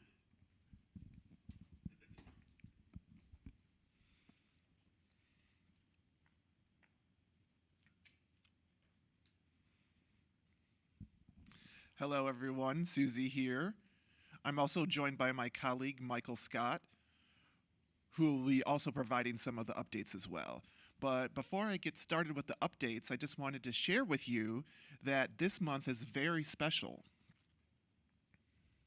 because we adopted 30 years ago the Telecommunications Act of 1996. So let's just go ahead and take a moment to just contemplate where we were 30 years ago. Yeah, I mean, we probably weren't shoveling snow back then like we are now. But for me, I know I was cutting my teeth at the California Center for the Law and the Deaf as a litigator. And so I was trying to help because the Americans with Disabilities Act had just been passed in 1990. And so I was in California at that time. But we've come a long way. And the Telecommunications Act of 1996 has been very important because there's some accessibility areas that I wanted to highlight. And if you look at Section 255 specifically, that requires that all manufacturers of telecommunications equipment and providers of telecommunication services have to ensure that their equipment and services are designed and developed to be accessible and usable by individuals with disabilities, readily accessible, that is. So that really made us come a long way for telecommunications and the availability for people with disabilities. And the second one is the second provision in the Telecommunications Act of 1996 is the video programming accessibility through Section 713. And that ensures that video programs are accessible to people with disabilities, looking at captioning and setup and timeliness for the captioning requirements and processing of captioning, and also audio descriptions to ensure that it is accessible and programs are accessible to people that are disabled. So we are celebrating the Telecommunications Act 30th anniversary this month. And in fact, the FCC just posted last night, I believe it was, the chairman and two of the commissioners making a declaration about recognizing the Telecommunications Act of 1996 and where each of them were 30 years ago. So it's a pretty fun video, so try to catch it online if you can. So now I'd like to recognize that all of those things have been going on for 30 years, and it could not have been possible without all of you. And so we look forward to working with each of you because we still have so much to do. And I will report out on 3 main areas, the first of which is emergency communications, then video programming, and finally modern communication, and what we've been doing since September when we last met as a group. So Michael will be reporting out on the modern communications, and I will take the first 2 topic areas. So there are 5 highlights that I'd like to share for those first 2 areas. The first is the emergency communications, and I wanted to let you know that the CISRIC, which is the Communications Secure, Reliable, and Interoperability Council, is now rechartered for its 10th 2-year term, to focus specifically on recommendations to the Commission to improve the secure and reliable interoperability of the nation's communication services and systems. So the deadline for applications is March 11th for that, and the chairman has asked the new CISRIC to have 6 topics as focus areas. First is the national security implications of the dark fiber market, and ensuring submarine cable security and durability, and SIM farm mitigation. And the 4th area is reducing common causes for what's considered outages. And then the 5th area is expanding the NG 911 multimedia availability and increasing 911 accessibility, which applies to a lot of us here in the accessibility community, which are here in the room, and then improving the communication network security. So those are the 6 focus areas, and then there will be a separate nominations process for the work group only, which will be happening in the April timeframe. So you can apply for a general membership or as a working group member. So I just wanted to make sure that you were aware of that. And then the second thing that I wanted to highlight in the emergency space is about wireless emergency alerts, which we call WEA, W-E-A. And we have announced a new effective date for the ASL, American Sign Language, and multilingual wireless templates for 18 different WEA messages, like hurricane, flood, storms, and so forth. And so we've got 18 messages, and those messages will be available in 13 common languages, written languages, as well as American Sign Language, or ASL. And since December, we have announced the compliance date of June 12th, 2028 for mobile service providers that participate in the WEA to support the multilingual and ASL template. I also wanted to mention that the ASL video messages are signed by a certified deaf interpreter to provide the accurate ASL translation of the message when it is displayed on a user's mobile device. The ASL video will actually be followed by English, which is a fillable template of information to describe key information about the emergency, like exactly where it's happening, the timing of it, all of that will be in English following the ASL video. And if you'd like to find more information about that, we actually are updating our web pages, so look online for the ASL message template and the updated information about the WEA accessibility. And you can do so by going to the fcc.gov/accessibility. Now, moving on to the second topic, which is video programming, I've got 3 highlights. The first of which is that we are currently looking at the next generation television. At the Commission's October 28th meeting that happened, we actually approved the 5th further notice of proposed rulemaking to accelerate the nation's transition from modern television standards, the which is the ATSI 1.0, to more advanced Internet Protocol-based standards, which are known as ATSC 3.0 or Next Generation Television. And we're requiring all TV broadcasting stations to transmit in ATSC 1.0, can voluntarily transmit in 3.0, or if they're receiving the Commission's approval. The more advanced standards allow for enhanced accessibility features that are not offered as part of the 1.0. And right now, TVs sold today do have built-in ATSC 1.0 as part of their tuner.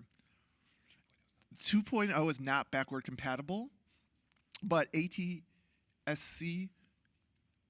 3.0 is the model that we are going for, and the accessibility features that it will include within the NPRM, which is the Notice of Proposed Rulemaking, clarifies and emphasizes that the FCC's current television accessibility rules do apply to programs that are broadcast in ATSC 3.0, so that remains the same.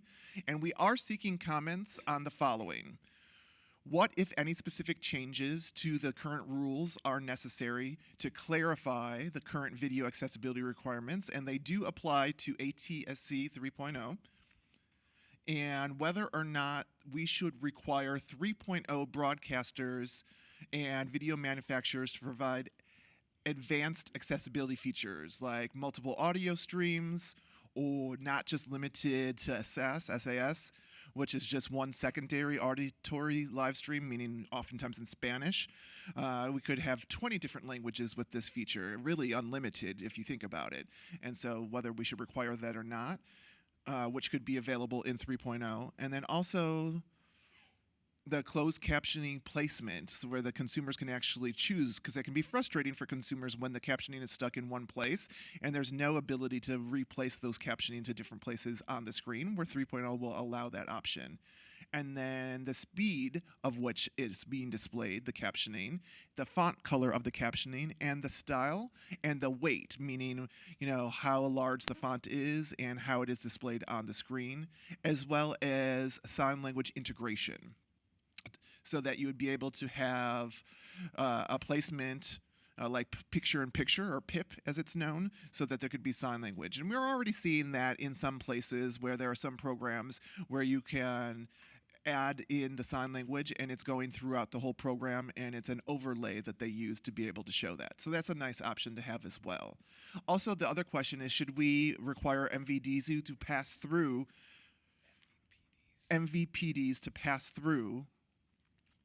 to be able to support the requirements, and what are the costs and benefits of doing so? And so the comment cycle has already closed just last week, and so now we are looking at the current comments that have been filed, and we may actually consider late filings through the ex parte process. So now, the second highlight is about audio descriptions. Just in January 1st of 2026, we expanded the requirements for audio descriptions to cover 10 more select market areas. And every year, in fact, we are expanding that based on the orders that we have adopted in 2023. And so we will continue to expand the audio description requirements on an annual basis until the year 2035. We're going to pause just because there's a technical issue. Making sure the camera comes back to me. Okay, back to me. Thank you very much. Okay, so we've got until 2035 to saturate the 210 audio description requirements that will be available on the report and order in which we adopted in 2023. And we have a public notice that will announce that, and that does go out on an annual basis. And we've got 10 specific markets that we add on an annual basis until 2035, until all of them are covered. And now the last area that I'd like to highlight is talking about the captioning display and the settings. So we adopted a rule in 2024, and the requirement will be in effect this summer, so August of 2026. And we'd like to remind everyone about this new rule that will be coming out and going into effect, and it's to help make captioning displays and settings readily accessible to people who need to be able to change the caption settings, because sometimes it can be very difficult the way it is currently, and people struggle to find where the settings are for captioning, or they are having issue with the contrast or the color settings of the captioning. So we're trying to be able to support the ease of use to be able to change the settings for captionings on the displays. So we have several different requirements that will go into effect about the caption settings. So the caption display settings need to be readily accessible and modifiable or manipulated. So there are 4 factors. One is proximity, making sure that the settings are readily accessible through a means that is reasonable compared to pressing a key or icon. The second is discoverability. So testing to make sure that it's easy to find and to be able to train consumer service providers to be able to support that. And the third area is previewability, making sure that you have the ability to preview those settings while you're actually making changes to the settings. And so that's an option. So you can see what it's going to look like before you actually leave the caption settings menu. And then the last is consistency and persistence. So the API that applies to the programming interface is similar to what's being used to apply captioning and making it more consistent so that then that's the role of the government entity, covered entity. Again, those new rules will go into effect of August 17th of 2026, and I just wanted to let you know that captioning is the #1 complaint that we receive here as the accessibility team at the FCC. So hopefully this will make a difference with captioning.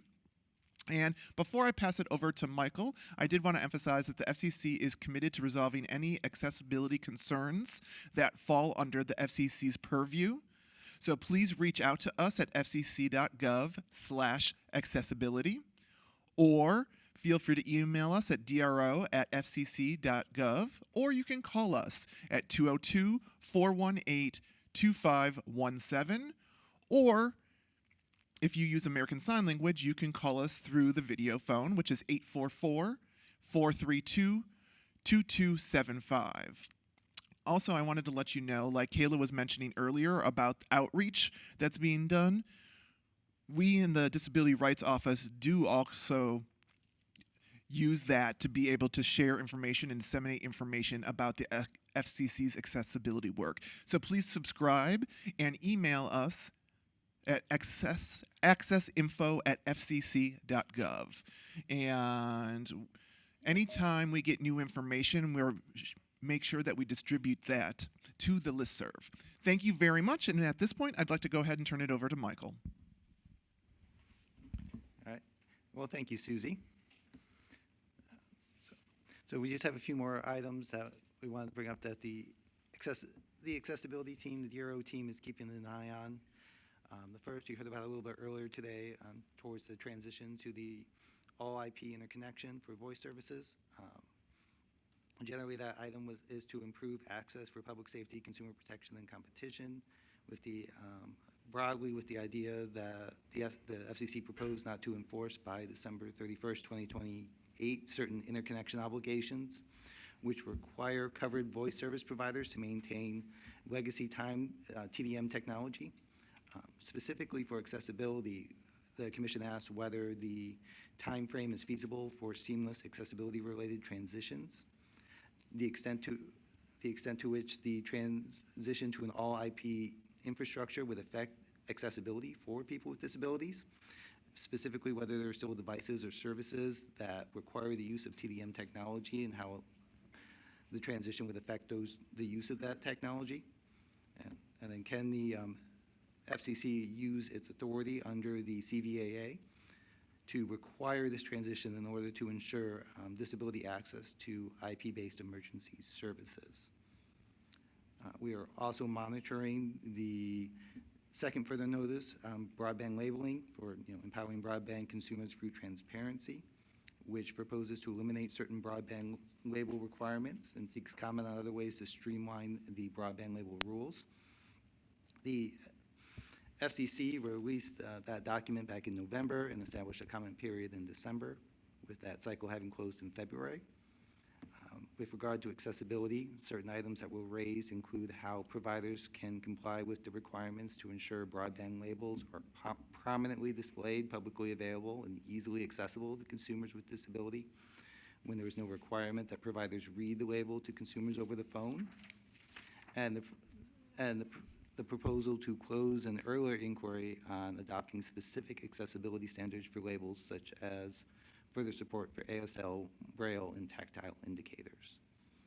We are also, as you're all aware, keeping an eye on the October robocalls notice of proposed rulemaking. With regard to accessibility, that proceeding asks how the proposals impact people with disabilities who use assistive devices, services, and technology such as Braille readers, TTYs, and assistive technology integrated into handsets and on other providers of telecommunication relay services and other services. For example, they said, do mobile phones vary depending upon the manufacturer or operating systems and how they present caller identification information when the consumer uses assistive technology built into the phone? And how would the proposal affect users of third-party assistive devices generally? When text or other graphical communication is transmitted via assistive devices and is converted into digital audio packets for transmission over IP networks, will that affect the transmission of caller identification information associated with the call? And if so, how and what steps should the Commission take to mitigate any loss of caller information? And how does the caller identification information proposals impact the use of TRS? Next, two items that came from the Disability Rights Office concern TRS modernization. We've adopted two notices of proposed rulemaking, the first in November on analog forms of TRS, and that has a comment period that closes in March, and the second focused on internet-based forms of TRS, which was adopted in January, and we've not established a comment period for that rulemaking yet. Generally, the Commission sought comment on supporting analog relay users upgrading to modern alternatives, understanding how state TRS programs may change as analog TRS services transition to IP-based services, revisiting the mandatory status of TTY relay for state-based TRS programs to afford states the flexibility to adopt their programs to local needs and technological realities, recognizing new internet-based forms of relay services such as IP speech-to-speech and real-time text relay, considering a temporary national certification process for providers of TTY relay and speech-to-speech relay, facilitating the use of automated captioning and text-to-speech functionality in internet-based forms of TRS, enhancing the provision of IP relay service and video relay service, unifying and streamlining TRS users' eligibility, registration, and verification requirements, aligning and reducing certification and reporting requirements for TRS providers, then removing or modifying TRS rules that are obsolete or unnecessary, and closing outdated dockets. We're also keeping an eye on the most recently adopted rulemaking on Lifeline. The Commission adopted a notice of proposed rulemaking at the February meeting. As to accessibility, the Commission asked whether service providers explored options to support the need for increasing usage allowances for Lifeline subscribers who are deaf, hard of hearing, or have a speech disability and rely on video connections for video relay services and point-to-point calls and other bandwidth-intensive accessibility functions, and whether ending support for voice-only services for the Lifeline program affected accessibility for certain individuals with disabilities. And then finally, there is an upcoming deadline for service providers and equipment manufacturers on telecommunication services and advanced communication services. So on April 1st is the annual deadline to file record-keeping certifications in the FCC's Record-Keeping Compliance Certification and Contact Information Registry. If needed, those entities must also file or update their contact information. Consumers may use this registry to search for company contact information if they want to contact the company directly to resolve consumer complaints regarding the accessibility of a company's services and equipment. I thank you for your time this morning. It's great to see all of you again.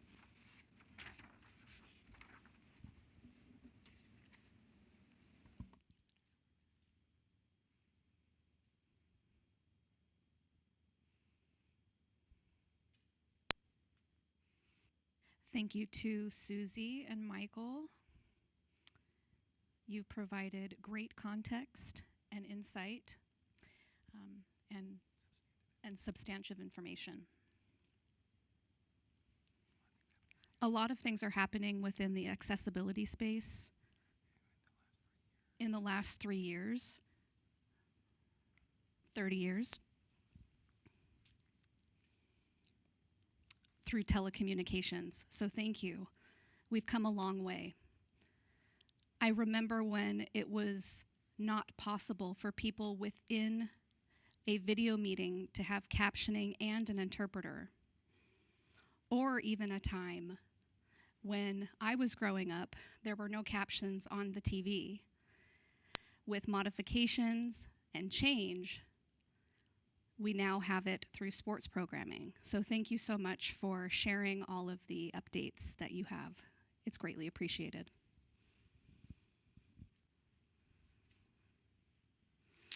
Next, I would like to welcome the co-chairs for the Advancements in Accessible Communication Technologies Working Group. There are 2 co-chairs. We have Claire Stanley and Joel Thayer. Great, thank you so much. They will be sharing their updates on the working group. So thank you again, Claire and Joel. Great, thank you so much for this opportunity. This is Claire Stanley with the American Council of the Blind. I'm going to start our presentation, and then Joel there is going to jump in as well. I apologize, I might not get very far. I have this horrible cold and a tickle in my throat, so Joel, I'll pass it over when it's time. But we first want to thank the FCC and the CPAAC for the opportunity and the special privilege for working on this report. We also want to give a special shout out to Molly Bergdorf for all her help in working on this project, and she's been a great assistant, so thank you. As we looked back over the 2021 report on this similar topic, it's amazing to see how far we've come in the evolution of communication technology, and that was really telling in the work that we've done on the report on when we started and where we've come so far and where we're still to go. The report was helpful in guiding us to understand where we should go with this new report. It took us a while to wrap our hands around the report because it was very expansive, which is pretty exciting to see the opportunity we had to focus on and all the different opportunities that would come through that. We want to take a moment to thank our drafting group. We had 5 of us with me and Joel to help work on the group. So thank you to Joel Thayer from the Digital Progress Institute, Maitreya Shah from AAPD, Megan Stahl from Apple, and Christian Segura from CTIA. Thank you so much. We especially want to say thank you to the drafting group because we started working on this right before the government shut down. And because we weren't sure what was going to come of it, we kept working through the government shutdown. So thank you again to the drafting group.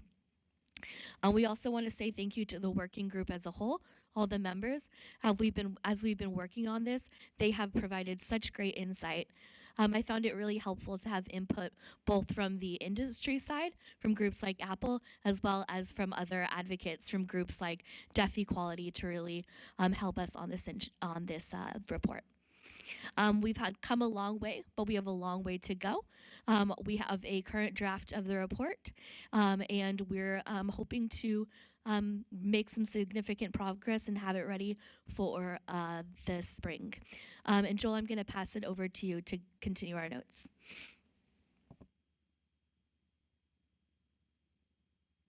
Excellent. Thank you, Claire. And definitely want to echo everything you had said in terms of our appreciation for what I felt has been a very collaborative experience amongst industry players and also a lot of Disability Rights Act advocates. And so I think the only update that I can add on top of Claire's great summary is that we are certainly working through a lot of the minutia. And when you have like a pretty expansive doc or a pretty expansive remit, you kind of have to be able to employ some interpretive techniques in order to make sense of it. And so I think the product we're coming out with is going to be, I believe, very helpful on many different fronts. One, in particular, is this. It starts off with a retrospective of, what we saw in the previous working group, and then it moves over to what we see now and how these technologies have completely transformed in terms of their usage, especially with those living with disability access. I mean, I was amazed at just how integrated these technologies are and how important they are in doing even what I would assume would just be basic functions. And now with the entrance of AI, you have a whole host of different applications that can do a whole world of good. And it is interesting to seeing how they have developed and where they're developing. So the first part of the report is definitely going into that retrospective. The second part of it is looking at how much the technology has evolved, and then we make a host of recommendations. And don't want to tilt our hands too far out right now, or we still have to get this cleared through the subcommittee. But we're looking pretty good. And again, very much echo that appreciation that Claire just explained. Yeah, we were dealt an awkward hand where I mean, I don't have that much experience with working groups, but I certainly think that working through a government shutdown is a pretty unique situation, and we were able to get something together where we were able to keep ourselves on track while at the same time offering up substantive edits and feedback to the Robocall working group in pursuit of getting a comment from the CPAAC. So again, very excited about what we're going to present. Very thankful for all the work that everyone has done, and hopefully you'll be hearing more from us, and we can tie up some of the loose ends fairly quick. But yeah, I'm happy to stay for questions or explain anything that requires further explanation.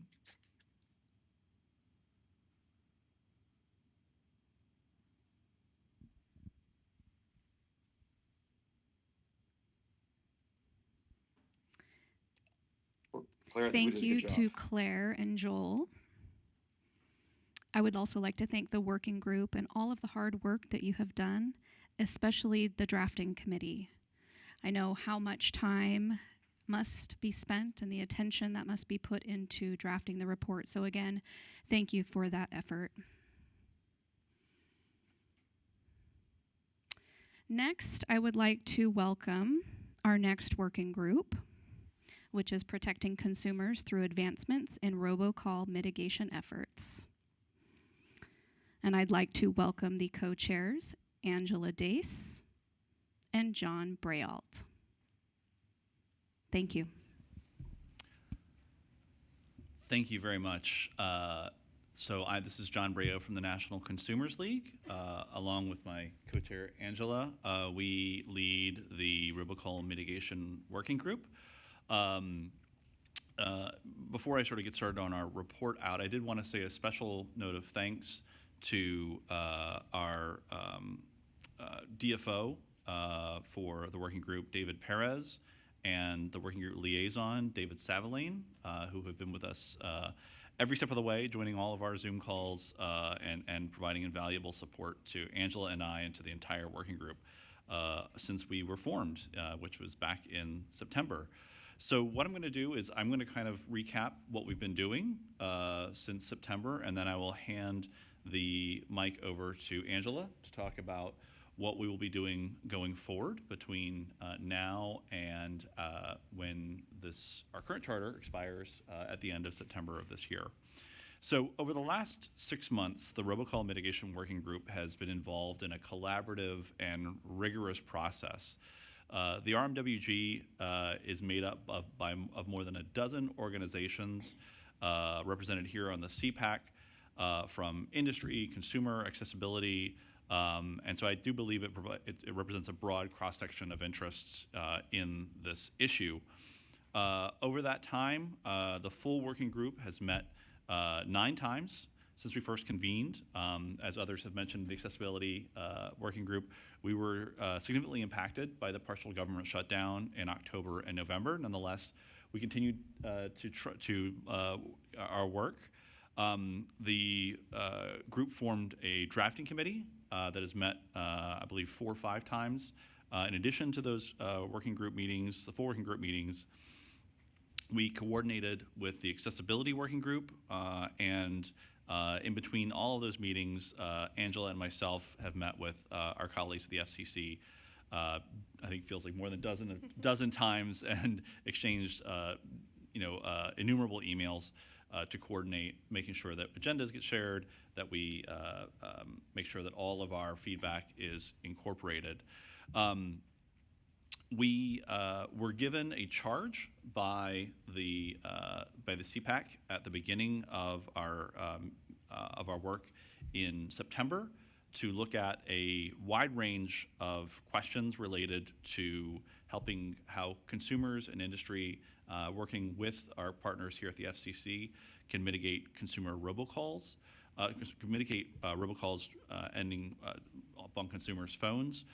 We were also asked to take a look and take input from the FCC's FNPRM on advanced methods to target and eliminate robocalls, which we did throughout the past 6 months now.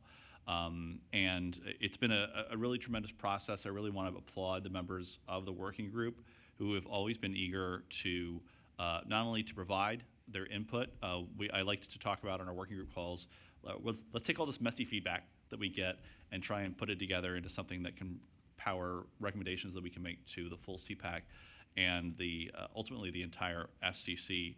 And particularly want to thank those folks who raised their hands. I see a number of you around the table right now to be on our drafting committee, to take all that feedback and turn it into prose.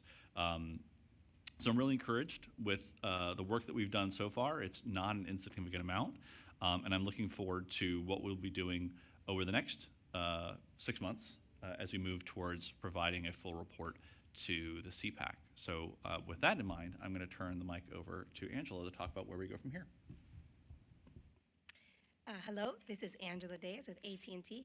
I would like to echo all of the appreciation that John has shared, and I would like to add a special thank you to John for keeping us all in line all the time, keeping us very organized. He is a very good co-chair, and so I see some applause around the table.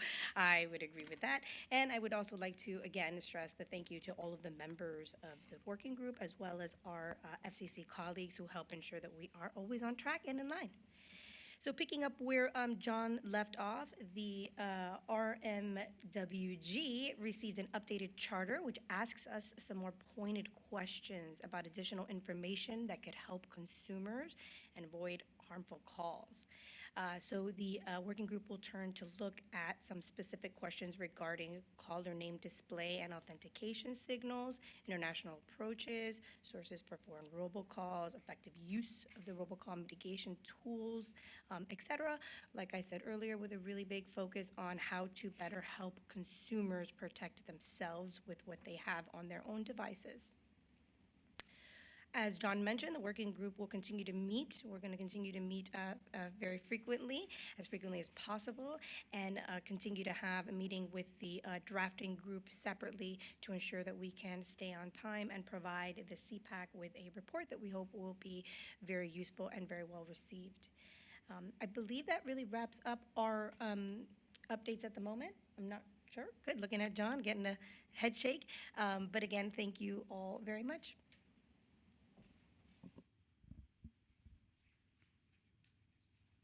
This is Elizabeth.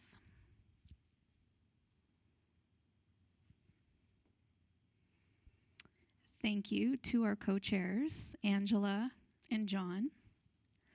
We appreciate your work on the Robocall working group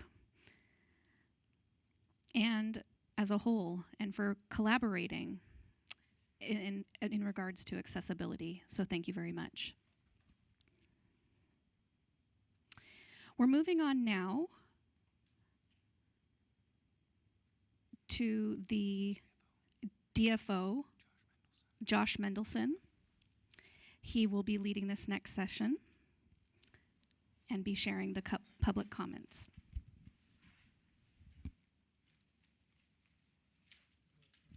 Hello, this is Josh Mendelson. I am indeed the co-DFO, Designated Federal Officer for this CPAAC committee. This is the time in the meeting where we receive and respond to questions from the audience or questions from the public. We have received 2 questions and comments from our live questions email inbox, but first I just want to get a sense from the audience to see if there are any participants who would like to step up and ask any questions or perhaps make a comment for those who are in the room. Okay, it does not appear as though there are any in the room, so we will go ahead and address the questions and comments that we received. Again, we have 2 so far that we received through email. The first one comes from Neil Snyder from the Hearing Loss Association of America, otherwise known as HLAA. Neil asked a question during the Robocall's presentation earlier in this meeting, and he asked, are these calls made with auditory-only callers, or do they extend to relay services as well? And we responded, well, luckily, actually, Logan asked a similar question during that portion of the meeting. And Alex and Chris responded to Logan's question. So we will follow up with HLAA after this meeting. The second question that we received was from from Mindy, pardon me. Mindy says, I'm wondering if the CPAAC has any authority having to do with the way people with disabilities are portrayed in the media. For example, if a network such as CBS, ABC, or NBC portrays people with certain disabilities, such as those who have autism, if they portray them as, let's say, a group of flesh-eating zombies, and then proceeds to use some emoticons, can the CPAAC intervene and enforce representation of people with disabilities to be in a more positive light? Since the CPAAC represents consumer protection as well as accessibility, I was wondering if protecting the way in which consumers with accessibility needs are portrayed in the media was part of the work that you all do. And for that, I would like to call Susie Rosen-Singleton, who is the chief of the Disability Rights Office, to respond to that. Susie?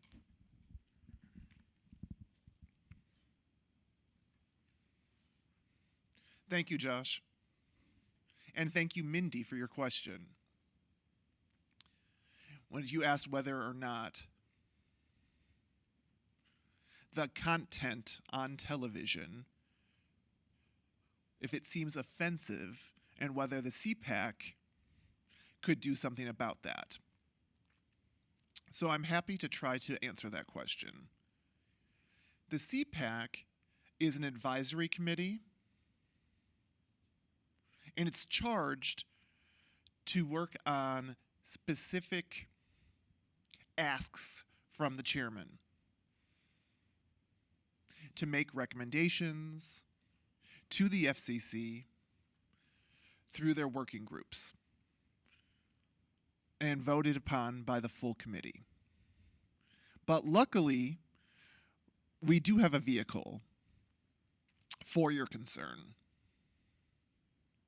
If you, or anyone, including you, Mindy, have any concerns when you're watching television, we first of all talk about accessibility for people with disabilities.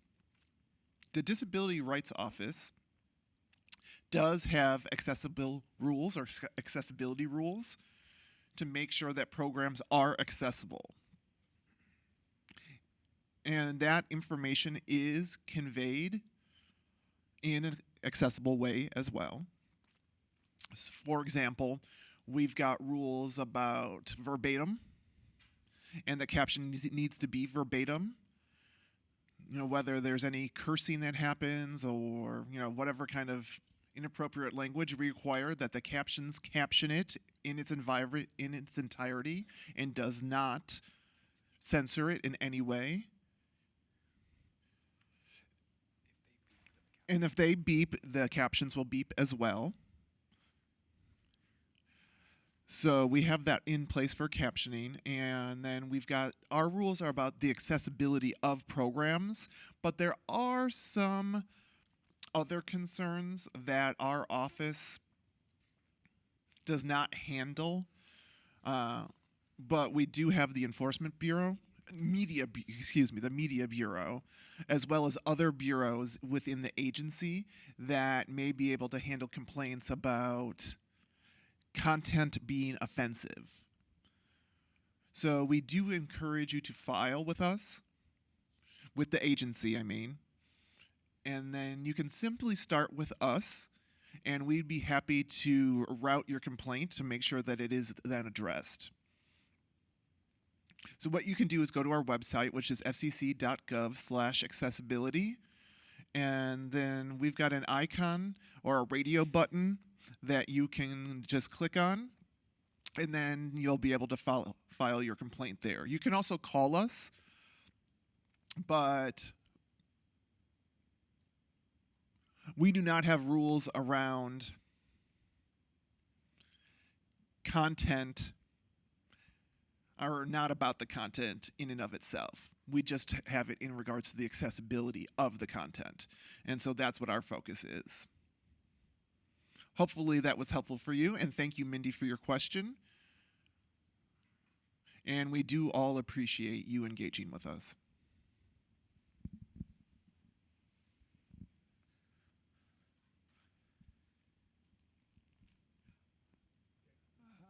Hello, and thank you, Susie, for addressing that question. So we have a third question that actually just came in. This one comes from Katie Connor, and Katie asks, what disabilities do you take into consideration when developing accessibility technology? I see a lot of deaf representation, and I'm wondering, do you take a variety of disabilities into consideration when you're developing technologies such as disabilities like dyslexia or epilepsy? How do you select which disabilities you develop accessibility technology for? And do you have consultants with whom you work to address the needs of different disabilities? And this is Josh speaking now. So I'm not sure if this is addressed to the FCC or perhaps the members of the CPAAC, but I would like to ask Susie to take an initial stab at a response to this question. I see another question that actually just came in as well, so just a heads up. But Susie?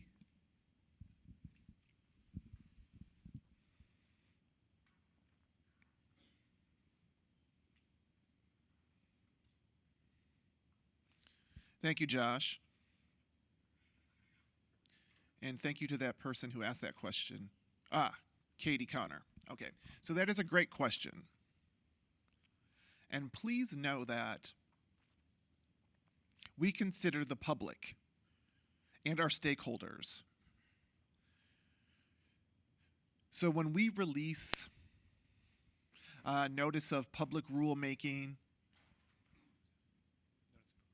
a notice of proposed rulemaking, an NPRM, when we do that, we want to hear from everyone, not just certain demographics or certain groups. And we've had ex parte meetings with different groups, including those that have intellectual disabilities, cognitive disabilities, and so on. And I also want to clear up something. At the FCC, we do not develop technology.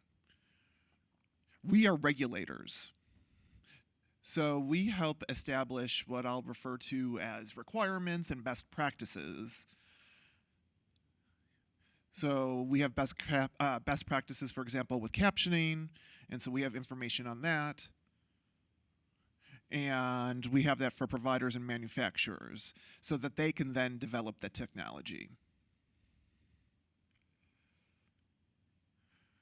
Maybe someone in this room can actually answer this question, but in regards to the other part of your question, let's see here, about consultants to be able to help inform the work that we do here at the Commission, this advisory committee is just one example of that. We also have the Disability Advisory Committee, the DAC, which has been in existence for quite some time, and we do have a white paper on cognitive disabilities that was developed by that advisory committee that resulted in a webpage that focuses specifically on cognitive disabilities.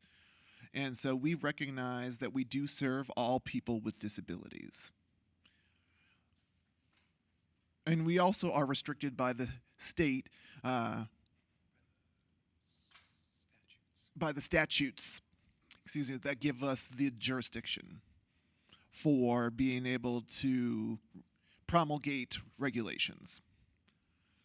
And so that's where we do have certain limitations before us. For example, like relay services are hearing and speech related as far as disability goes. And then for other areas, there are certain limitations. And so we have to follow what Congress instructs us to do.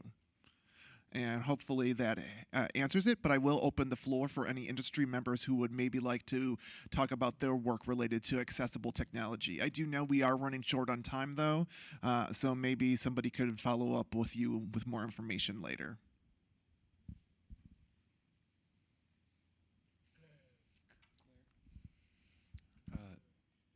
Claire Stanley, would you like to say something?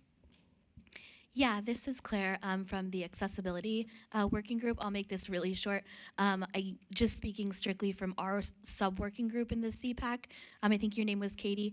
We are trying very hard to be fully recognizing all disability groups. We can fail, of course. I represent the blind community. We have the deaf community. But speaking at least for myself, we're always trying to think of the widest community of people with disabilities. Please keep speaking out, make comments on these things, but we are trying very hard to cover everybody. Thanks.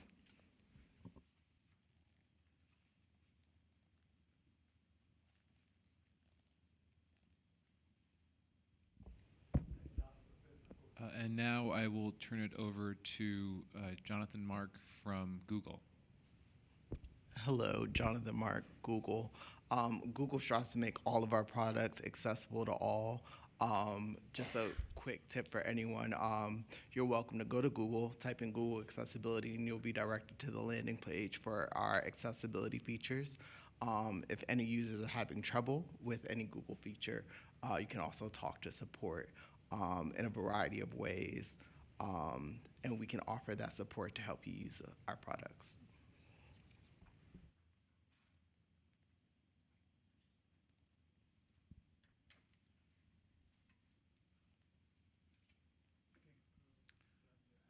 Thank you, Jonathan. Any other feedback from the members? Okay. And thank you, Katie, for your good question. Taking a look at the next question here It comes from Wynn Wyman. And Wynn asks, if a person has a telehealth appointment, currently not all software platforms have the capability to include captioning, either using CART, so an external captioner, or using ASR, automatic speech recognition. That's a software that would create captions. Can you provide an update about including captions specifically for telehealth platforms? And I will turn it back to Susie Rosen-Singleton to respond to that.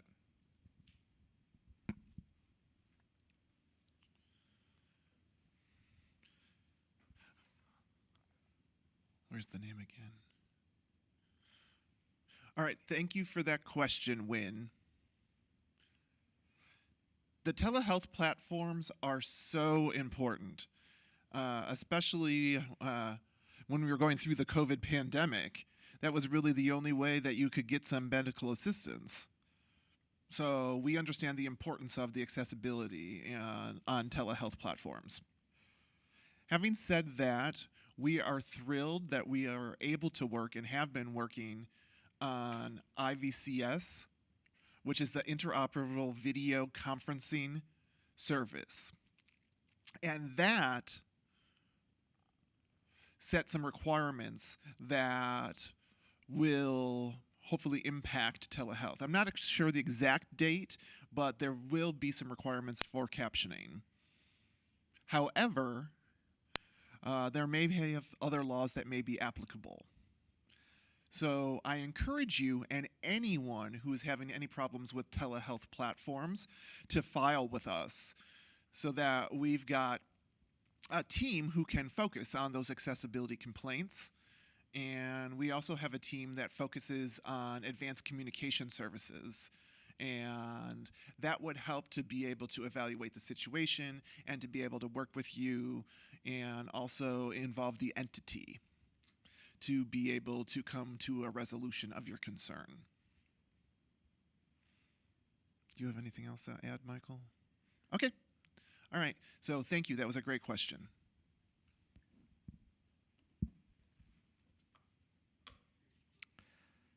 Thank you, Wynn. Very good question as well. We always appreciate getting good, robust questions from the audience. So that concludes the public participation portion of this meeting. I am now going to turn it back to Elizabeth, who will start winding down this meeting. Elizabeth. Thank you. Thank you to Josh and Susie for moderating the public comment section. We also want to thank members of the public for your contributions and comments during our session. These were great questions, especially pertaining to telehealth and other ADA concerns. At this point, I would like to turn the time back over to my co-chair, Logan, and he will do the wrap-up of our meeting today. Logan? Thank you so much, Elizabeth. A special word of thanks for being an excellent co-chair, help leading the CPAAC with me and help direct all of these questions. I'd like to also say a special thanks to Joshua Mendelson and David Perez, without whom I don't think this meeting would have been able to go on today, nor as smoothly as it has gone on today without them. I know that weather has complicated some travels. I know many of you have overcome some of the elements to get here today, and for that I'm very appreciative. I think we're doing some very important work. So I'd just like to thank you all for being here. I know that wasn't easy, especially for some of you that were coming out of states, or even from some of you here. I know it's complicated, the metro lines of trying to get down to the FCC headquarters today, but I appreciate your time and attention to this because I do believe it's a very important thing. So thank you to everyone, especially thank you to our members that made it out here today. Our next meeting of the CPAAC will be on Wednesday, June 10th. That will be a virtual meeting. virtual only. And with that, I believe that concludes everything. So with that, this meeting is adjourned.